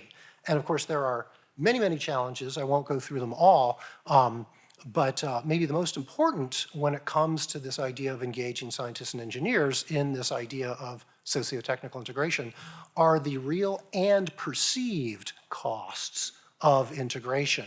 Obviously, there are financial costs, but there are temporal costs, loss of time, productivity costs, loss of productivity, and what is often overlooked is the cognitive load. Moral philosophers call this moral overload, but we can sort of generalize it and call it cognitive overload of thinking about more than what you're trained to think about in order to get the project over the line. What interventions have we tried over the last 20 years? Many more than these, but I've just listed 3 categories. Prescriptions that are very specific about how to integrate certain issues and considerations and values. Unfortunately, rule-based and compliance-based regimes tend to not be very effective. That's because they're easily skirted, they're overly general and hard to apply, and they can actually be counterproductive. Process-based prescriptions like we're seeing with RRI, for instance, in the area framework in the UK, these seem to be more effective, but again, we've got mixed results. General prescriptions, such as the US National Science Foundation's broader impact criterion, the nanotechnology authorization language from 20 years ago, these sort of lay out broad aspirations. Thou shalt integrate social considerations into your technical work, but they don't explain how to do this. And again, we have mixed assessments in this area. And finally, interdisciplinary collaboration has gotten more and more play. That's sort of where my research comes in, which I'll introduce in a minute. It has its own set of issues, and the results are mixed. This program that has been going on for over 15 years in socio-technical integration research, or STIR, doesn't try to implement integration, but rather to study it and understand its, the conditions under which it operates. And so through dialogic interactions that are semi-structured between social scientists and engineers that have taken place on 3 different continents across dozens of technology fields, from CEOs and full professors down to research PhD students and technicians. What we've essentially learned is that this capacity to take more into account, this integrative capacity that is so elusive, is routinely and productively exercised by scientists and engineers, but only under certain conditions. And these conditions are temporal, they are experiential, they're praxeological, and they're methodological, meaning that both the timing of the dialogues, the structure of the dialogues, and the content of the dialogues need to be synergistically in relationship to the problem-solving activities that the scientists and engineers are locally committed to. And under these conditions, then this capacity is exercised. And I don't really have time to go through this example, but a couple points that I'm trying to make with it is that the capacity to integrate broader considerations, values, questions into technical practices changes over time. So at T1, if we came in and interviewed this team of engineers and asked them, do you think about stakeholders And does this factor into your decision making? They would say, no, not at all. This is not part of our job, and we wouldn't do it. But 1 week later, after they've talked to a stakeholder and changed their design configurations for this massive demonstration project that is funded by an electricity utility, they would say, oh yes, we talk to stakeholders and we factor in the evidence that we get from their perspectives into technical perspectives. So it's a dynamic capacity, and it needs to be engaged as such.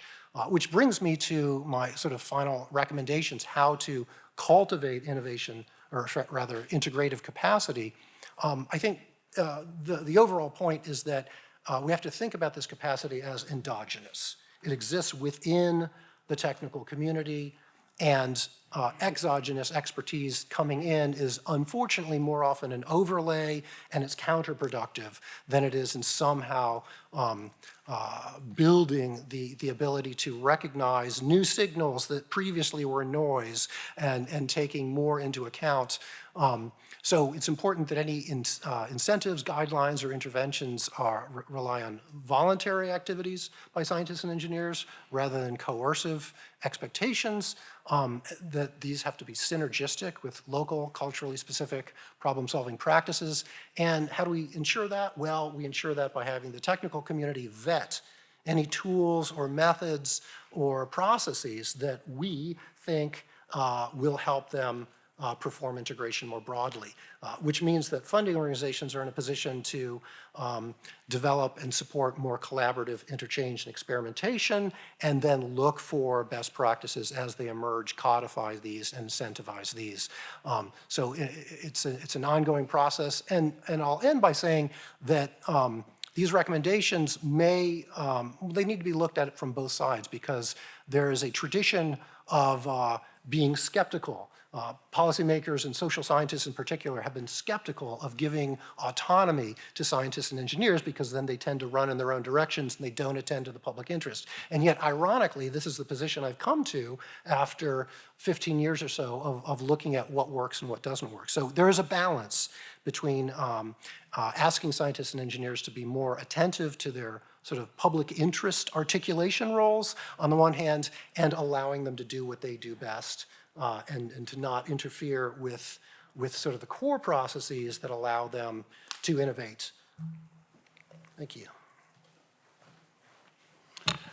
Well, thank you very much, and this is extremely interesting. I mean, I would have loved to have more time for you to give us more details on this, and it was definitely a nice complement to the other presentation. So thank you very much for it.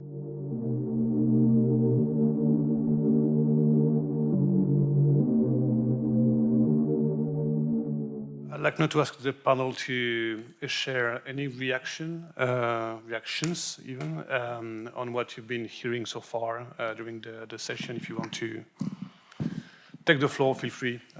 Maybe, yeah, Roland. Yeah, I have a question to you, Mar. Sorry, I'm speaking in the mic back. But basically it's about this trusted environment, and I think it's a very exciting concept. But there's a question is that trusted environment maybe is something that is very helpful to bring different actors together when something new is developed, so early on. And then if that is true, then my question would be, can you say something about how you see how this trusted environment then evolves into something later on when you start introducing the first new materials or whatever into the market? Because is this trusted environment then dissolved, and is there something in place, or can it evolve? Yeah, I think a trusted environment it will last as long as you need it for what you need it. I think that the thing is that you have to allow some flexibility on it. One of now that you're asking the question, some of the challenges, if you want, is that what you want to have is, for example, regulators and innovators around the table, or innovator and innovator, whatever. I mean, you decide who are the players there. But if you have a regulator that is going to give you some information and insight, you have to be careful how this is dealt, because at the end, the regulator is going to have some liability at the end of the process to approve or not your material. So I think this is one of the parts that I think needs to have some kind of evolution. I mean, I don't know if it's like a new type of skills that will be needed at the beginning. But I think, yeah, I mean, a trusted environment is really for the beginning, but you can use it throughout. I mean, we have some example, for example, the different tires companies. We have 11 tires companies, and I think we did a project a very, very long time ago with Davis Group. You have the 11 more, the biggest companies on tires that they have this trusted environment, and they have specific topics where they get all together around the table and they exchange information. And another trusted environment that I could think of that just came out because of a very specific need is COVID situation with the vaccines, where there was like this situation where companies were forced to sit around the table and find solution and share information that in another occasion they wouldn't have never been shared. So perhaps this will allow to facilitate in the future to have more and more communication. Obviously, there are confidentiality issues to be shared. But yes, I think you have to keep it flexible, and the trusted environment is really something that should help you to move ahead, and you have to make sure that you know what is the purpose of your trusted environment. Yeah. I don't know if I answer. Yeah. David, is there any? Very quickly, I think that all of us are giving a view of the relationship of governance and the technological development, a different, hopefully kind of a slightly different framing, which is one of a kind of co-evolving process and change over time, which is both a descriptive statement or descriptive position, but also a model and a foundation of identifying levers of policy at different points in that those processes. So I think in our paper, we try to do that across a range of TRLs. I think we heard similar things in the other papers. So I think, and that's really, I think, the point of the design of the panel is just to understand these as systems, but that's not enough to say that they're co-evolving systems. We want to act in the world to shape technology, to promote and protect, as Erik was pointing out, but also to shape towards values. And I think we're all identifying different lever points in those processes.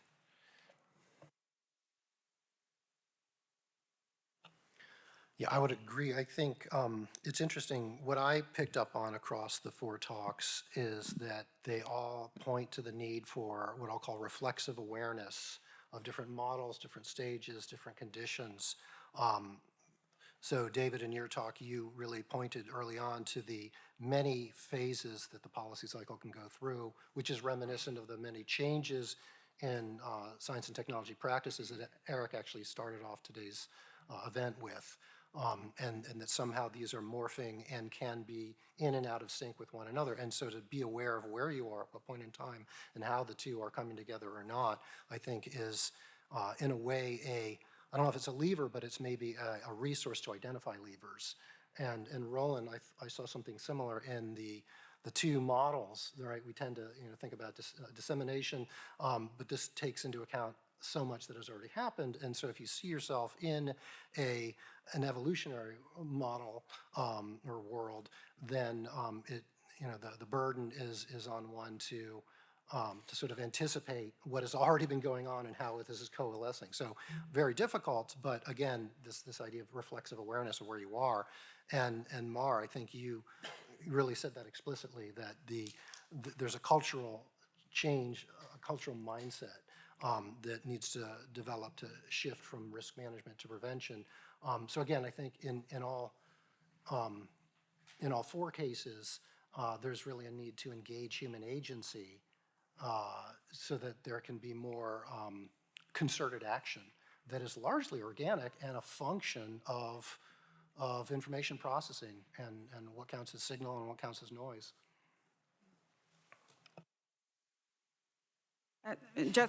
Just quickly to add, I mean, I think one of the things that perhaps hits me is time. I mean, we talk about the agile approaches, and in any case, we need time. We need time to process this information. We need time. We need to be multidisciplinary. I think we are all trying to achieve the same things, which is really like to promote innovation, to promote an innovation that is useful, that is exciting, that brings some solutions to the UN sustainability goals, for example, and everything is out there. I mean, for me, the challenge right now will be like how to bring this, to make it more implementable, to make it, I mean, when I saw the first panel this morning, I said like, I don't know anything about this. And how do I don't know anything about this? And whether we have the time to go into everything and digest all this information. So really the role, I think, now, and with this fantastic framework that you have developed, is how to make sure that this is a direction that can be pushed forward, to digest all this information and make it with very practical tools.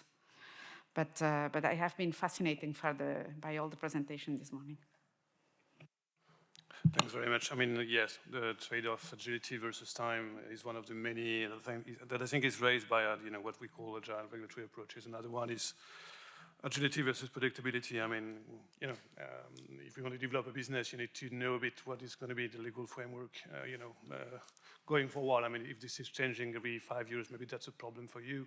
At the same time, you need to be agile to accommodate for the innovation. So I think we are not there yet in terms of, being able to address this properly, but definitely. I'd like to open the floor for some Q&A from the speakers. Okay, we'll take. Okay, I'm going to take those 3 first, and then we've moved to you guys. I can't shut up. You'll learn this. So I like the lab level bureaucrats. This is a comment to all 4. I'm going to talk about institutional change and incentives for change. We've exchanged on constructive technology assessment experiments about training lab level bureaucrats. You have mentioned new risk assessment approaches. You mentioned about diffusion stage, about the adaptation. And David's mentioned our wonderful framework and different elements of that. What are the incentives for changed practices with what you've described? How do you get those things working? And what are the disincentives for not following? Yeah, we take 3 questions, and then we move to you guys. Thank you so much. And I think my question builds off of Doug's question quite a bit, prompted a bit by your talk, Erik, but I think it's relevant for everyone here, is we talk about the real and perceived consequences of this socio-technological integration. It could also be, changing the mindset. But I'm wondering, as you're talking about the cognitive load and the cognitive consequences of being a master of all sciences, along with convergence and engineering, and having the ethical, social, engagement, policy, right? That's a huge load we're asking on people who are supposed to be thinking about innovation and boldness. And so the question I have for you are, in your data and in your experiences, where do we place the most emphasis? Is it training people to be somewhat knowledgeable in all things? Is it really setting up the structure for teams to bring those expertise in multiple ways? Both come with time trade-offs, both come with different funding trade-offs, and have you added that in terms of some of your analyses? Yeah, my question is also for most of you, several of you talked about the concept of by design, so sustainability by design, ethics by design, and so on. In most cases, those approaches lead to not so much the values themselves by design, but an interpretation or a contextual interpretation of what do we mean by sustainability or by ethics or so on in a specific context. And my question refers to how can we be explicit about this contextualization, and also what kind of approaches do you see in terms of freeing the approaches from too much of a contextualization of the design, the by design approaches that many advocate. Thank you. I'll let you react. Who wants to start? 1 minute, please. Great set of questions.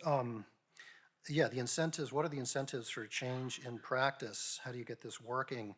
I think, at least from what I've seen in the case of scientists and engineers, the biggest incentive is that you can do your job better, which is a massive claim from the outside, and that's why this exogenous intervention stuff is so dangerous, because if experts come in and make this promise, they will get laughed out of the room.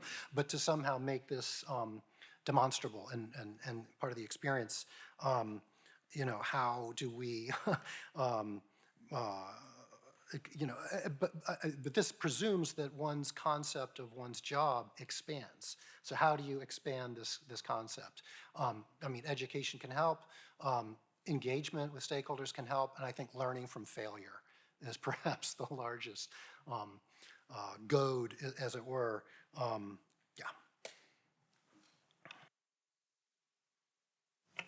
Yeah, I would like to react on the cognitive load question. So in law, I'm not a lawyer, but in law, we, for obvious reasons, have somebody who's a prosecutor and who's somebody who's an advocate, and it's not because of the cognitive load, it's simply because some roles can't be mixed. And so we have to make a distinction between things that you can combine, and let's not be too pathetic about cognitive load, that's not the issue. We can handle that as long as the roles are not diluted and do conflict with each other. And that is the issue. So I don't know if I can answer any of these questions, but I think for the incentives, what promote change, I think for us is really, the way it has worked in my area of work is that we have some needs, and they're so flagrant that we're not being able to respond to what we are supposed to respond, that we need to find a way forward. And then you have to inoculate this idea about, for example, Safe by Design, which was like, I don't know, 2015? I mean, it's not new. It's very, very far away. And then you start putting that into one paper or another, and suddenly it becomes like a policy. And when it becomes a policy, then it hits us back like a boomerang, and then we can start working on it, but we cannot do it before there is a big political push on it. Even though scientists, from my experience, they are aware and they want to do a good job. I don't think there is anyone that wants to put something in the market that is unsafe. They want to make money, fair enough. I mean, it's bluntly like that. And to make money and to be able to sell it, they have to have something that, I mean, we talk about the example of GMOs, and that you don't want to blow it in your face, and you don't want that it hits you back. So you want to have something and some trust that the product that you're putting into the market are as safe as possible. And I think that's part of the incentive, that now everything goes so fast that we need to anticipate more and more, or try to at least to have different scenarios. For us, it's a lot of regulation. That regulation is what the trigger. Nobody is going to look at safe and sustainable by design and the safer and sustainable innovation approach because it's nice. It's a nice concept, but nobody's going to put efforts on it if it's not something that is going to bring back to them, or if there's not a political push that companies goes into that direction. And when we have to make sure, I mean, at least that's our work, is to make sure that they are prepared to go into that direction. It might not become a regulation, but we start working with them, so that becomes like a normal way forward. And by design, I mean, for us, we describe it. We describe it because we thought that it was something that needed to be very explicit, or at least that we need to understand what are the elements when we talk about by design. And we have to be humble, as I said. I mean, the example that I mentioned about water use is just like, be aware of what you're doing. It's about awareness. It's about how much energy you're consuming, how much changes of product or toxics that you are using to develop your product. And at least you are aware and you can take a decision, which is not for us, it's for regulators to do it at a later phase. Six words. Frameworks, behavioral models, capacities, sticks and carrots being one word, evaluation and iteration. This is very much facilitating my work for the closing session. Thanks very much. Okay, we'll take another set of questions super quickly, and yes, and same, we can bunch. We have 2 questions, right? 3? 2, right, okay, let's go. Thank you. I meant to ask Erik, if that's okay.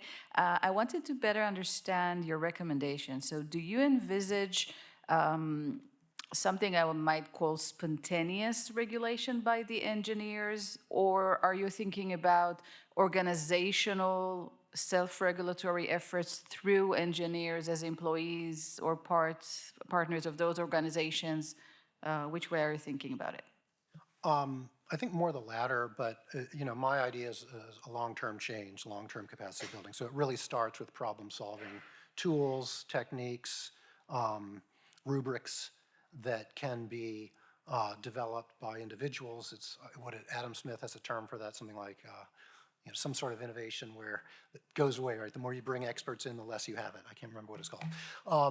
But it's, line engineers' abilities to optimize their procedures, and then having that capacity then link up with tools that might come in, procedures that might come in, and then have these organically develop.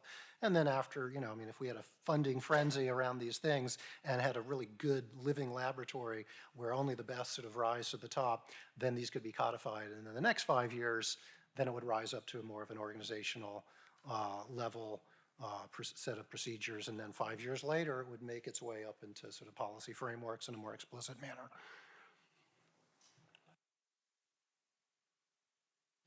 Okay, thank you. I have 2 questions. Okay, I'll try not to put myself away to try to avoid feedback. Basically, 2 questions. Roland, you talked about the tension about the people who develop a technology as their child, and then policymakers who want the technology to be used for something. And that, okay, people are developing technology, think, okay, these policymakers, they don't know anything about it. And then the policymakers think, oh, these geeks think they are alone in the world. But in fact, there is some substance to this tension, because if you look at technology as a tree, again, I'm inspired by your tree in the corner of your slide, as a tree, is looking at the tree from the trunk or looking at the tree from the branches. And my question is, how do you think these 2 different visions are going to have implications in your anticipatory governance, if there is an answer to this? The second one is something Mar said about not using, you don't need all the data. Well, in my previous life, many years ago, I was a particle physicist doing data acquisition. And what they do, you have these beams going around in opposite ways. When they cross, they have an event. And they have to take a very quick decision if they discard it or not. And they have to take a small amount of data to make a very quick decision. And the trick is choosing the right data with the right patterns. Maybe that could be in the framework on how to approach this. I don't know. It's a question. What do you think? Thank you. Thanks a lot. So please keep your answer short. We have the lunch right after. So.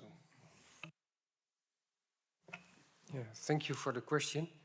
So if you have a vision from a scientist and from a policymaker, the one is looking from the trunk, the other is looking from the branches. I just copy your now that links to the incentives, the question that was posed before, and so I would like to combine them. Basically, what I find out that quantum scientists, if they make sensing technologies, there's 5 different ones, and there's 10 applications, there have 50 combinations, and scientists have a tendency to be very complete and rigorous. So they start with 1, then 2, and so on and so on. And halfway their endeavor, which takes 10 years, the funding has dried out, and they're very angry on the policymakers. Now, if you want to go back as a policymaker to the trunk, you have to explain to them that it makes sense to start with number 43 out of the list, because that's the earliest one who's going to be commercialized, which means that you have additional funding when the policy funding is going to stop. So if we want to meet them in the middle of the tree, from the trunk and the branches, then you have to help them to choose their agenda and which order they do research and for what purpose. You just described my life. But yes, I mean, I deal with real experts. I'm not an expert. I deal with real experts that actually like develop my standards, and it's really difficult to go from the amount of data that they want to have there, and they want to have the assurance that everything is in there, and me telling them, no, move on. No, we don't know, doesn't matter, move on. Because what we need is to have something out there for regulators to use and for industry to use. And eventually, we will update those documents, and we spend our time updating those documents with new data as it becomes available, and we have the maturity. So that's life. I mean, I think there is no, we don't deal with zero risk. I think every invention brings its own new risk, and voila. I mean, it's just, I'm very comfortable with that, to be honest.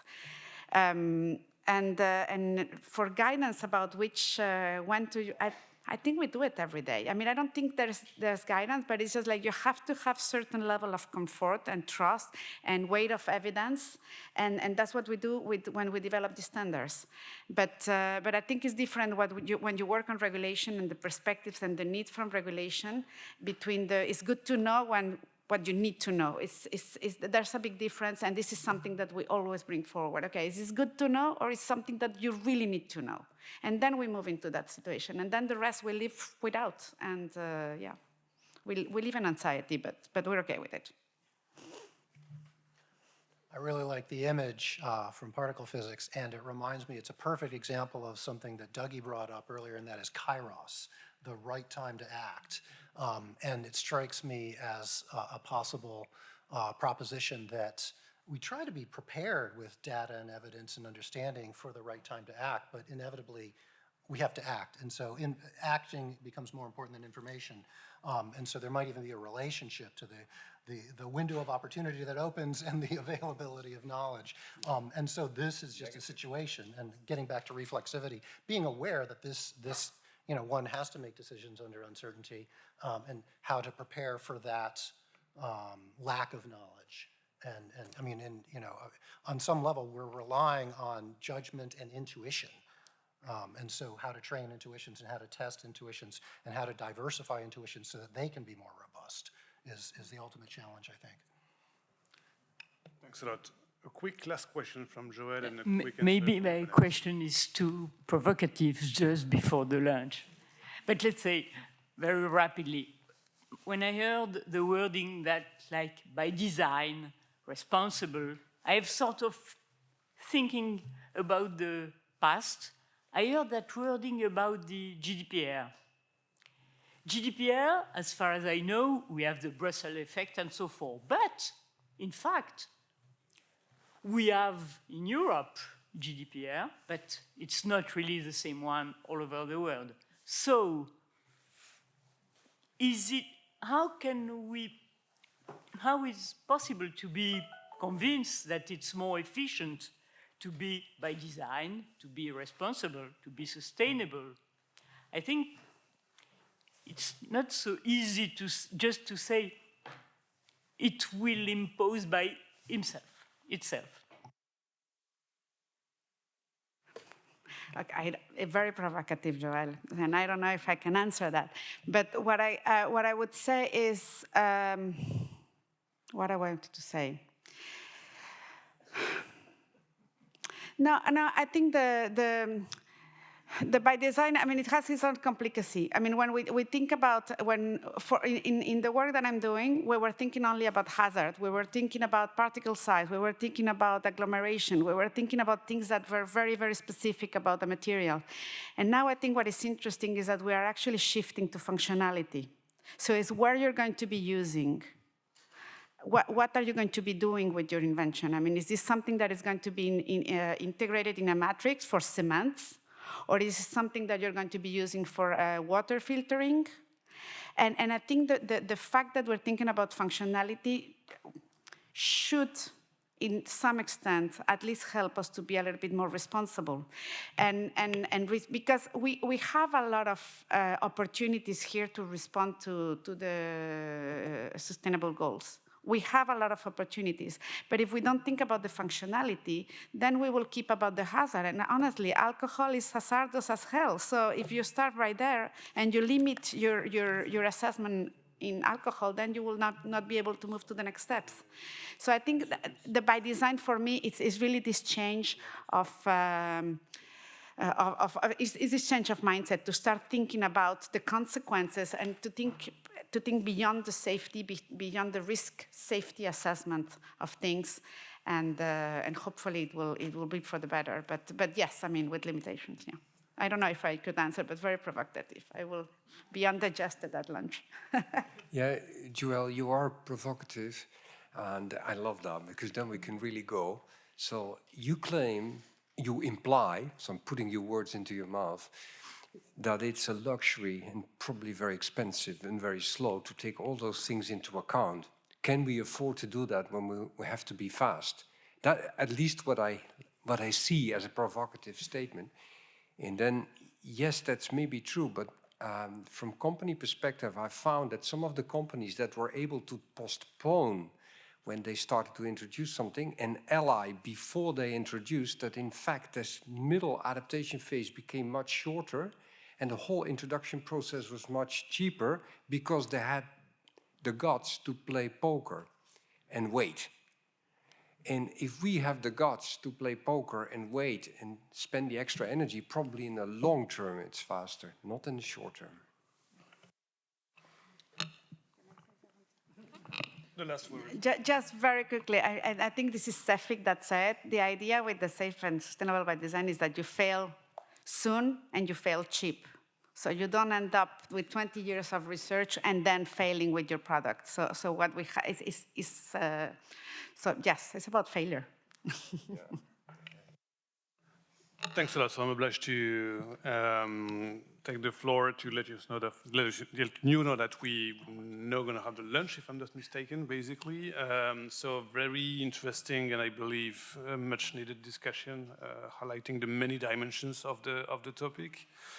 So I'm sure that you'll be able to, and with Becky as well, to kind of build on this to draft this agenda forward. Thanks very much to the speakers. It was fascinating, and we can obviously continue the discussion over the lunch. Thanks again. Yes, thank you very much to the panelists and to the chair. So we'll have the lunch exactly in the same room that we had the coffee break. I guess we need some calories to survive the afternoon and the cold. And we'll resume at 1:30 as it is on the program in that room sharp. Okay, and the room will be locked during the lunch. Okay.